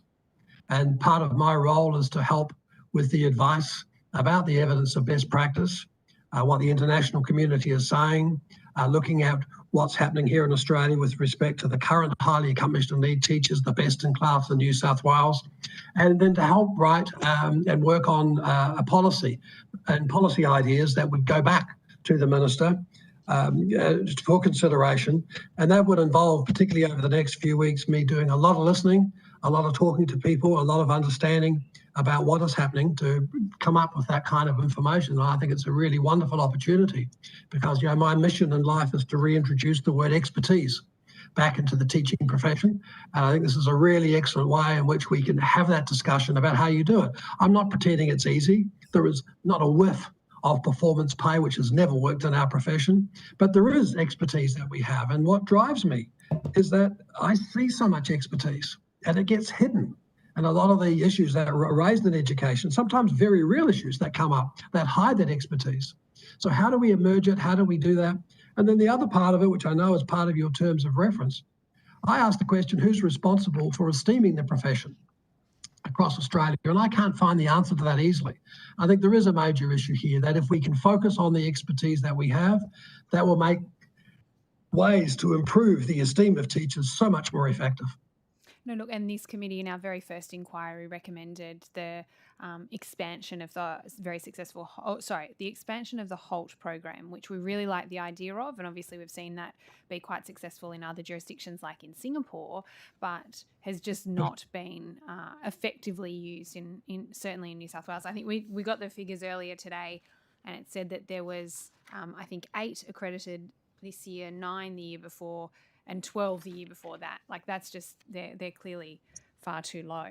I'm interested, so do you have a specific terms of reference, Professor Hattie? Have you, or you said it's still in the early stages?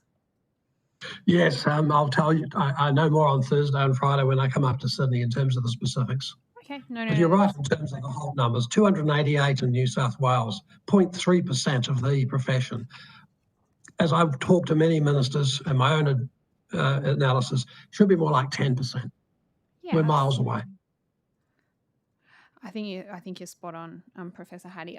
And so in terms of the time frame, I think it was reported that you're looking at sort of doing a policy paper and reporting back to the government later this year. Is that correct? Correct. Very, very soon, yes. Okay.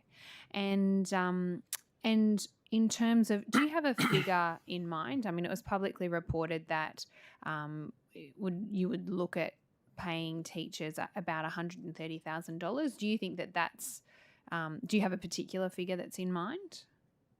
Well, relative to their current salaries, that's a much higher figure than their current salaries, and this is the figure that has come out of New South Wales, and they're looking at least 2,500 halts, which is almost 2,000 more halts than you have now within the next 4 or 5 years.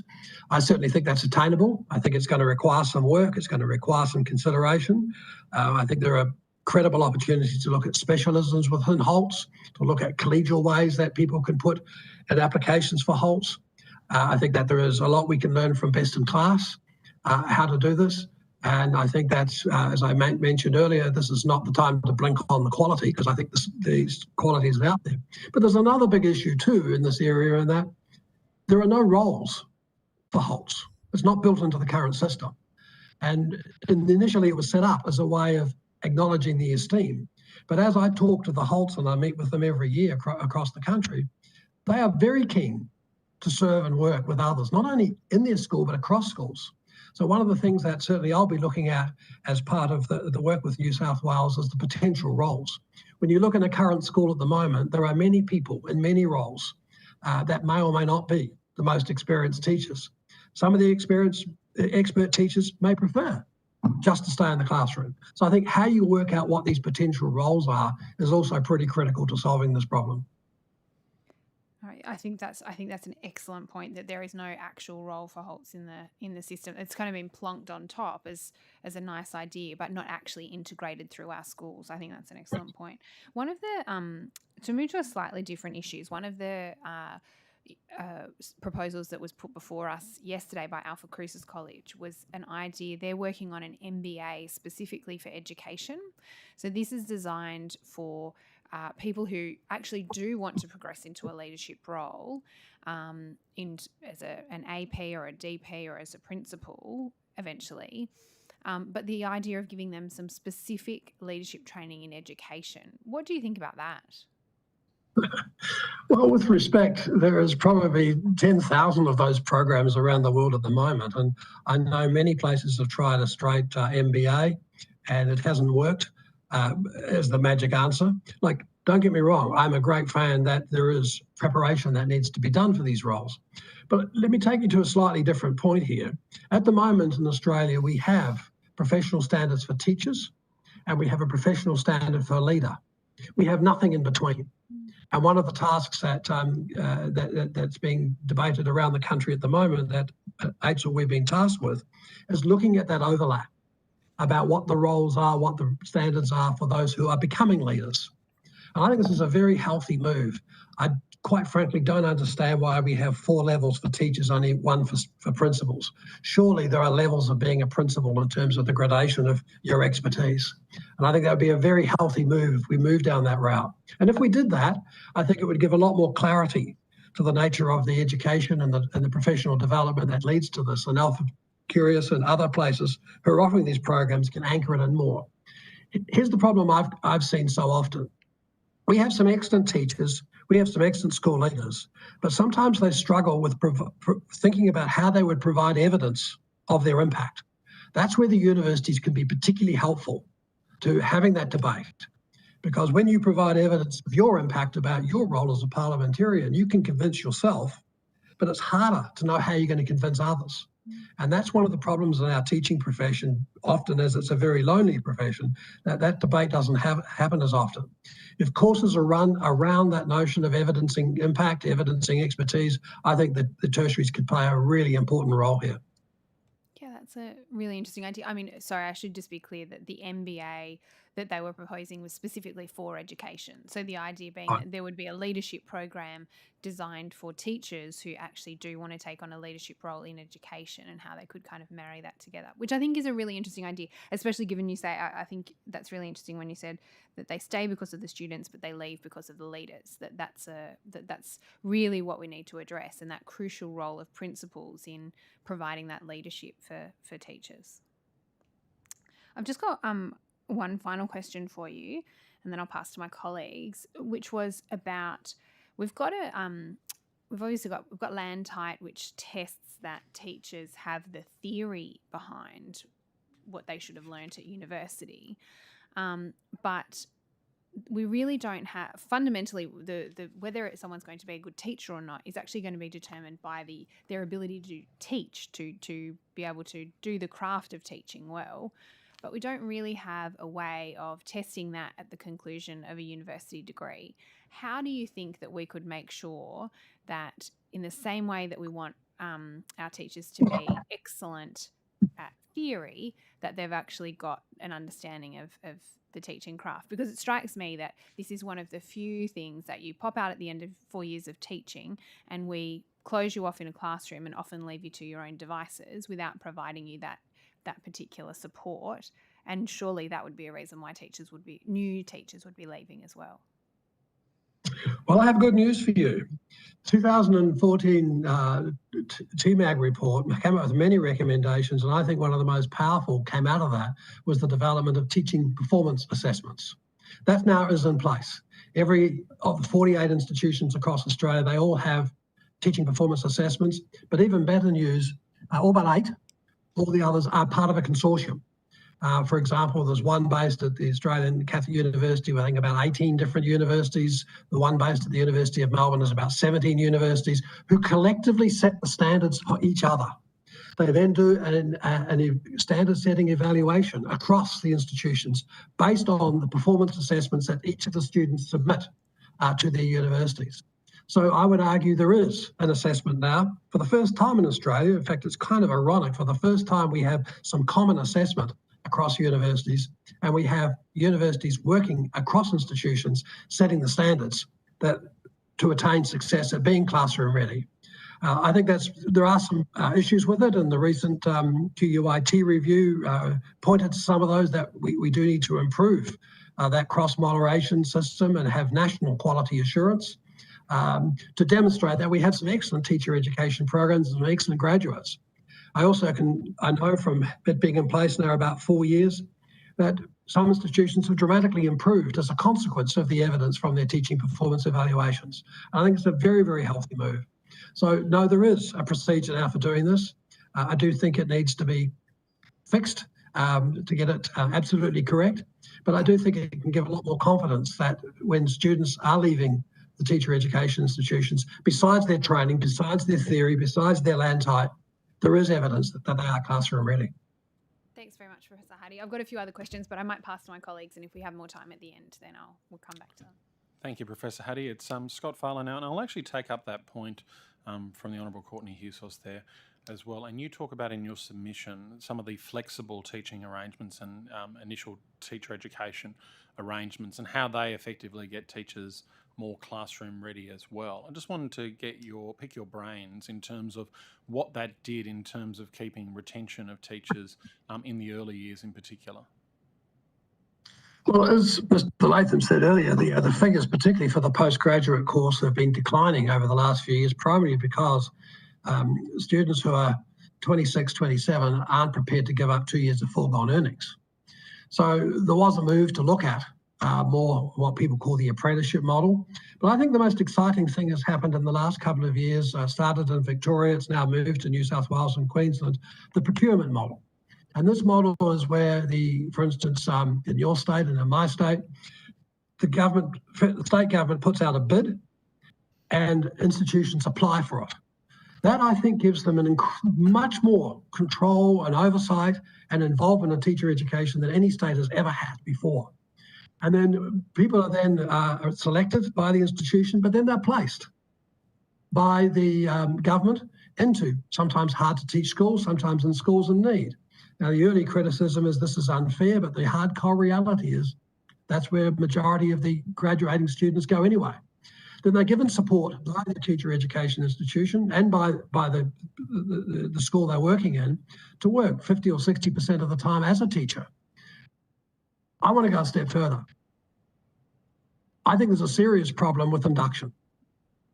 That once they finish the course, there is, across the world, there is no organisation, there is no professional organisation, there's no journal, there's no conferences that are dedicated to induction. It happens by chance. We know from our APSA work that 95% of principals claim they have an excellent induction program for which less than 40% of their teachers know about.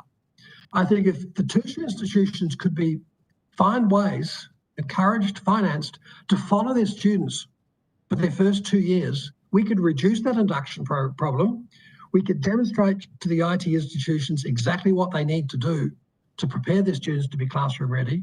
And I think we can find a way to much better prepare those teachers in those early years where it can be extremely difficult for them to master the workload, to work out what it means to be a teacher, and to work out that whole professional identity of being a teacher.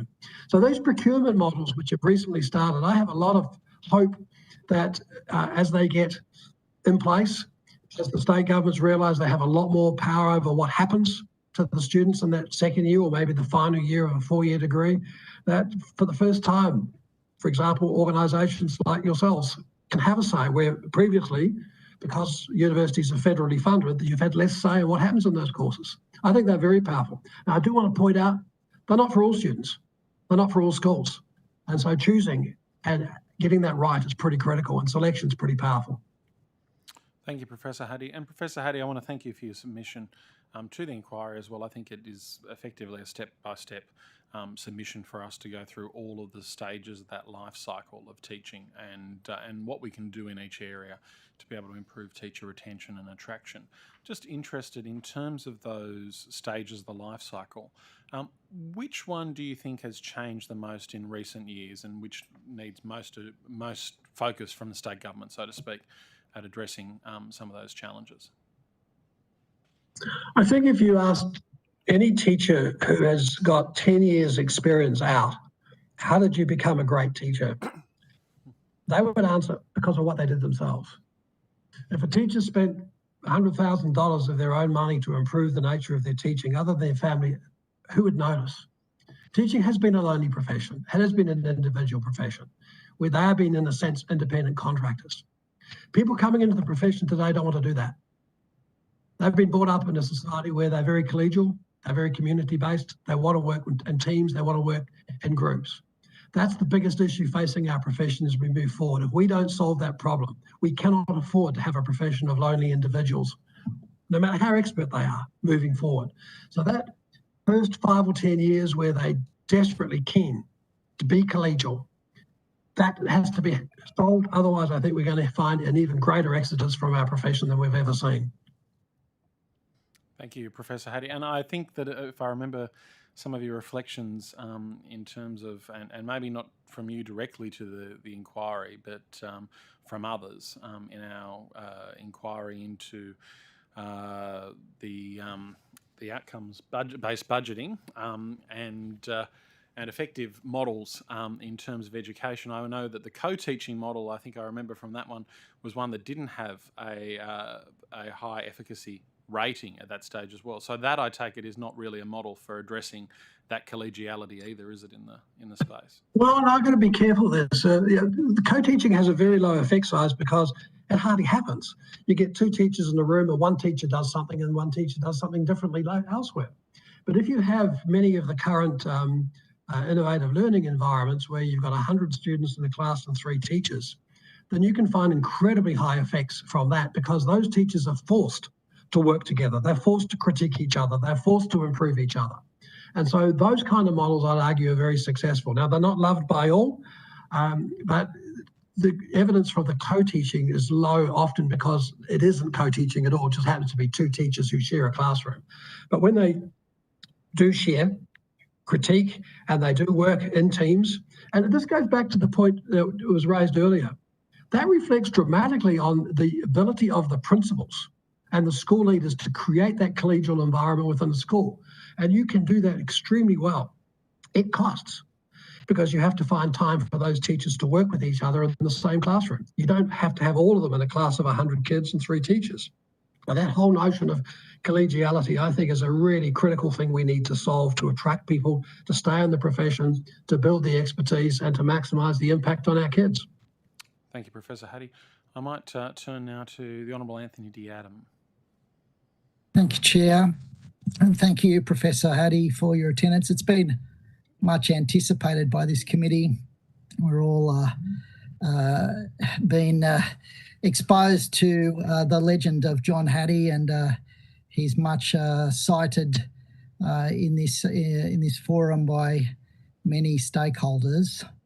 And I suppose I wanted to turn to that because I thought your observations just about co-teaching sort of illustrates a concern that I have about your work, and that is that it's much cited, it's much relied on, it's treated as gospel, and I think the comments about the effects of co-teaching is indicative that there's a lot more nuance there in your observations that often means that Hattie is used and abused and relied on to justify certain practices. And I wanted to ask you to make some comments about that, given your academic status. That do you feel uncomfortable with the use of your work in certain contexts? Well, with respect, I could spend my whole academic life and no one could care. So the fact that people care is kind of humbling and wonderful. I have the world's best critics, no question. And as an academic, that's what keeps you going.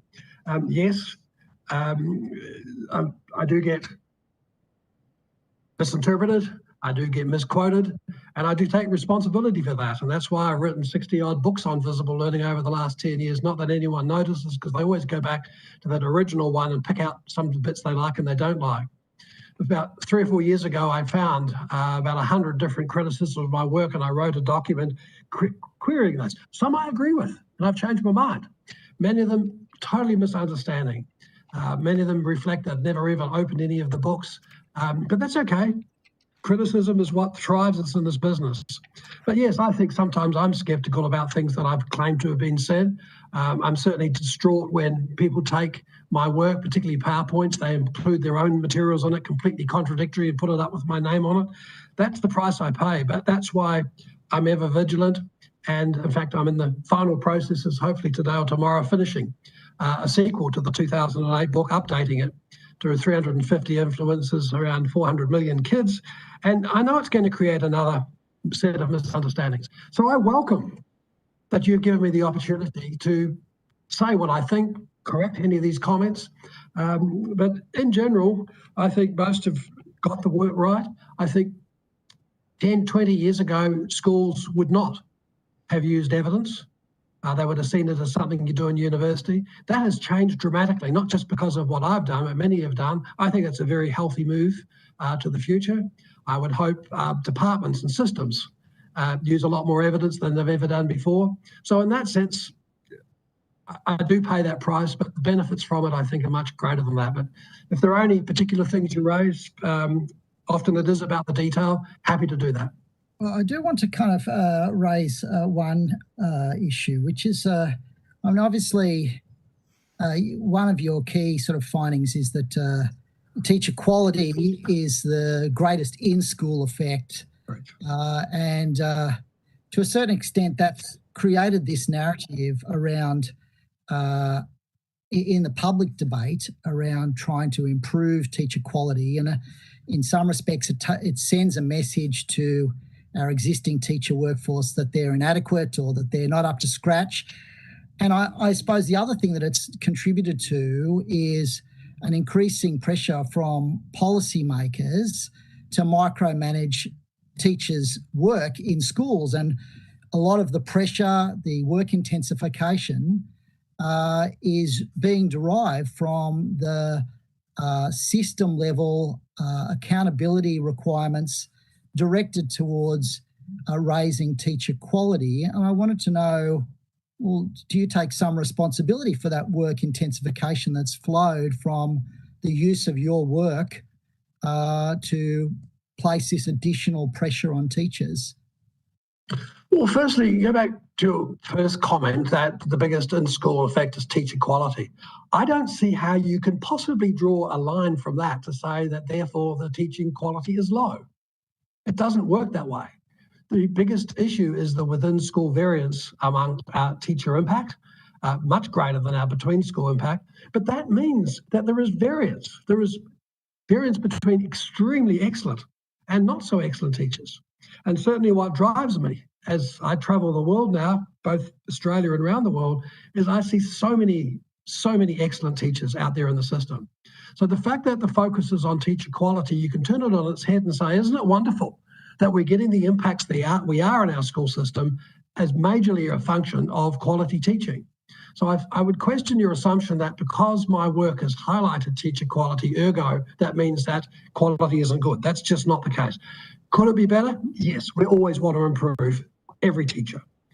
And the second part on micromanagement, the good news for me there is certainly as I've just spent the last 3 weeks in the US and many schools and in England and many parts of the world where they have a lot more micromanagement than you've ever seen here in Australia.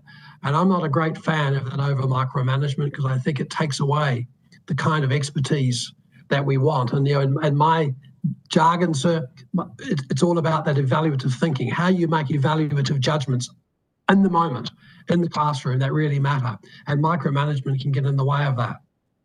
Yes, if you look at our curriculum, 3,000 pages compared to, say, the New Zealand curriculum of 69 pages, that is micromanagement. But then the good news about that is that there's not much out there about how to implement it. That's left to the school, which I think puts an incredible extra burden on schools compared to that. Lesson planning. Thousands and thousands of hours are spent every night by thousands of teachers in Australia reconstructing lesson planning, and there's not a lot of evidence on that. I think that's something that we should fix. And so when I come back and look at what you're saying, no, I don't agree that my work has led to a focus on low quality. I think I would like to argue it's the opposite. I'm ready to recognise the high quality and drive everybody up. And secondly, is it micromanagement? In some schools it can be, but those are the schools that we do have problems with leaders. And most schools I've worked with, it's building teams, it's building colleagues, it's building a system of leaders where they're first amongst equals has been part of the success of it. Just on that question of leadership, you made an observation about the misalignment between HALTs and the position structures in schools. And I note that for some time in New South Wales, we had instructional leader positions that have been created that sat separately from the HALT process.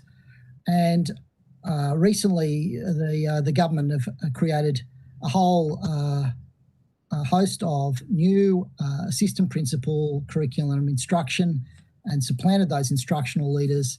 I mean, isn't the salary recognition that you're looking for in terms of acknowledging pedagogical leadership, isn't that being reflected already in that initiative that the government have taken around creating these AP, CNI positions? And doesn't that then render the whole process sort of duplicative and sort of unnecessary, and you're creating expectations around a position that structurally has no role and is unlikely to be accommodated within the structure in any meaningful way? Oh, that's an excellent point that we certainly have to consider as we work ahead on the policy work at the moment. Yes, we have got many of those people in those roles. Now, the dilemma arises is that many of our excellent teachers also want to stay in the classroom. This is why I use the word role in the plural deliberately. There are roles. There is no one role. And so maybe we have to find ways for our most excellent teachers who want to stay in the classroom to be similarly rewarded. On the other hand, as I mentioned before, when you speak to them, the majority overwhelmingly want to take on other roles. So you're right. How we take those many roles that we've created, plus looking at those teachers who want to stay in the classroom and may have lesser than a full-time or a major role. How we work through that over the next few weeks is going to be pretty critical to work out. So yes, we don't want to make it a whole new system that mirrors, stands alongside our current system. It has to be built into it, and that's going to be part of if we're successful or not. Okay, I've got one more question, Okay, last and then I'll finish up. I just wanted to invite you to perhaps correct your earlier evidence. You said some statistics about workload that really suggested that the workload issue really wasn't a major concern, in spite of the fact that what teachers are telling us, what the vast majority of submissions around the reason why teachers are leaving the system is suggesting that workload and the time constraints that teachers are operating under are a dominant reason for dissatisfaction with the job, with the profession. So, I mean, I'm not sure whether that was your intention, but it certainly sounded like you were downplaying the workload factor, and I wonder whether that's actually what you intended. I'm certainly trying to say that we need to be careful when we look at workload. Yes, when people who are in the profession, they do claim a major workload. Take the annual survey that comes out about principals. It's always high workload, high stress. And then I counter that by looking at the TALIS results that said 95% of Australian principals think being a principal is an excellent job and they'd recommend it to others. How do you resolve that, sir? I think the resolution of that's in coping strategies. Our principals in Australia have probably the best coping strategies of dealing with workload and stress of any principals around the world. Similarly, in schools, many of our teachers have high workloads and they have coping strategies. Can we help them to make it better? No question we can. Now, I put it to you, I'm struggling to find the evidence that those who leave compared to those who stay, it's a function of workload. Those who stay also complain about the workload. I'm arguing that that may not be the major reason for leaving. The major reason for leaving, at least from the work that we've been doing, is to do with leadership and to have being assigned positions that you're not comfortable with, not getting promoted, not getting recognition, not going back to Mr. Latham's point earlier about being recognised for the expertise you have. So am I downplaying workload? No, I think it's an issue anyway, but I'm not sure it's a major issue in terms of whether people stay or leave. Thank you very much. We'll move on to the Honourable Aileen McDonald. Thank you. So in your opening remarks, you acknowledged the changing nature of the role and that it's more about retention and attraction. And you said something about a working group evidence base. So I wanted to talk to you about the working group because we know from media that, and you've said it on page 7, that it's dominated by sort of a pessimistic narrative. So with a working group, what would be the lifespan of the working group? Would that introduce another layer of uncertainty to the teacher's perception of their role, because generally they don't feel appreciated? So would this add to that? And who would be represented on the working group, and how would it assist in developing a workload model? Well, starting with your premise, you're right that teachers don't feel that they're esteemed, which is quite contrary to the recent Morgan poll, which ranked teachers as 4th in esteem, and 93% of the public felt teachers were trusted and are worthwhile. So yes, there is a perception difference there on that. But then coming to your specific notion, there are 2 or 3 major issues that I think are national. I don't think it's just a state issue. And I raise this because of the incredible mobility now in the online programs, etc. It's not just a state issue. About quality assurance, about ensuring that, for instance, the HALT model, which is a national model, making sure that we get the quality assurance right of that. Whether HALTs is the only answer, whether it's best in class, whether it's level 3 West Australia, whether it's learning specialist in Victoria. How do we get a national understanding of quality? Similarly, when we raised earlier the issue of teaching performance assessments of teacher education, is there a national understanding of quality? This is separate from a registration issue. I'm not suggesting for a moment that there be a national registration board, even though I know it's been recommended by many. It's not something that I think I'd want to argue for at this stage, because I think the registration boards are doing a great job as they are. But there is an issue about quality. And like one of the issues that we haven't raised here this afternoon is it's not easy to recognise excellence amongst teachers. I think it can be done. I think it is being done. I don't think there's one right way. I think there are multiple ways. I think then there are ways to do it. Then the second part is making sure that you get to the right standard using those different methods. This is where a national quality kind of assurance group that also have a responsibility for answering the question I raised earlier. Who's responsible for raising the esteem of teachers across Australia? It seems that every time someone's given it, we back off and we go into other notions. There has been, for instance, England set up in the 1990s TBA, I can't remember what the acronym stood for now. Ralph Tabarrah headed it. And they had a marvellous campaign of attracting people into the teaching profession and esteeming the nature of teaching. I think we can learn a lot from that. It's not an easy task to do. So this is what I'm talking about by some kind of national quality assurance group. I think the other part of that, which is happening in a way and across Australia at the moment, is getting much better information about workforce supply and demand figures. We're pretty good at the supply side. We're not so good at getting the demand data at the moment, and that's working quite well at the moment through the ATWD, which AITSL is the secretariat to.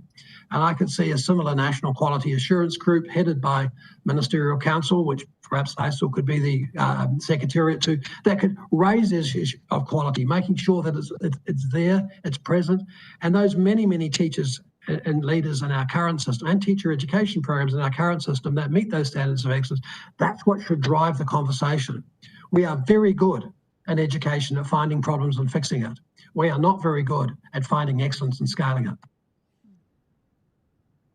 Any further questions? No, thank you. The Honourable Scott Barrett did have a question. I don't know if he's still with us or if he's... Yeah, I'm still here. I just turned my video off because my reception's not great. I had a question about retention and also for attraction. And I might get in trouble because I don't know the answer to this. But how do we compare with our retention to other states, and what are we doing different to if there is a difference? It's fascinating, sir, that retention data is one of the hardest sets of data to get in Australia. It's slowly coming forward, and there is an attrition out of teaching in the first 5 years, not as much as many would argue. And then like one of our problems is that we keep asking the wrong question. We keep asking, do you intend to stay in the profession or not? Well, obviously every teacher and school leader in the last 10 years of their career saying, no, they don't intend because they're going to retire. And some intend to leave, but there's very little correlation between their intention and their behaviour. So if you look at the intention statistics, you get a very warped and I think skewed view of what's happening. If you can get the retention data itself, which we're struggling to get, it's not as dramatic as many would argue. It's certainly a cause for worry, particularly those who do leave the profession, who we'd want to retain. The other problem we have is that a lot of people leave the government system and go into the Catholic system, and that's not tracked, or they leave a school and they go into a Department of Education, into a NESA or whatever. That's not tracked. And so at this stage, to answer your question about actual attrition, I have to confess, for a person who loves numbers, is very, very hard to put fingers on. Are you that different from other states? The limited data we've seen in the ATWD says no, it's not that different. Now, got to be careful here. Northern Territory stands out for other reasons because of their rural and remote, but compared to other states like Queensland and Victoria, as far as I can see, not that different. I might just try one more quickly if I've got enough reception, and it's about attraction. And everywhere I go, be it a shearing shed, a pub or a school or a hospital, everyone wants more staff. Where are the people that we want to attract into this profession at the moment? Where would we get them from? Well, firstly, when we look at those that are already registered, and I picked those numbers up this morning somewhere. Let me see if I can find them here. Like in New South Wales, you have a register. I'm sorry, I'm just not quick enough to find my notes here. But we know that 21% of teachers on the various registered are not teaching at the moment, and only 59% of those on the register are practicing teachers, obviously the school leaders and other things. So there is a cohort of people who have been teachers that are still registered that we could attract to come back. And I note, for example, during COVID, both your state and my state employed many of the supply relief teachers to become coaches. And that in many ways dried up the relief and teachers, which has led, I think, to the major problems we're having at the moment in finding teachers. So I think there is a cohort of people out there that have been registered, have been teachers, that we should be finding ways to attract back into the profession. They don't all want to come back and do a 5-day-a-week job. They want to have shorter term for all kinds of reasons. We do have, as I said earlier, we do have 90,000 in the teacher education programs. Obviously, we've been reasonably successful at attracting them, not always, for example, into the 2-year program, but to many of the programs. But we're not very good at retaining them. And I think that the other issue that we need to raise seriously is convincing teachers that teaching is a pretty good job, so they communicate that to their students. That's one of the toughest barriers to getting into the teaching profession at the moment. I look at the moment at the TALA studies on principals. Now, 95% would recommend it to other principals, to other people to become a principal.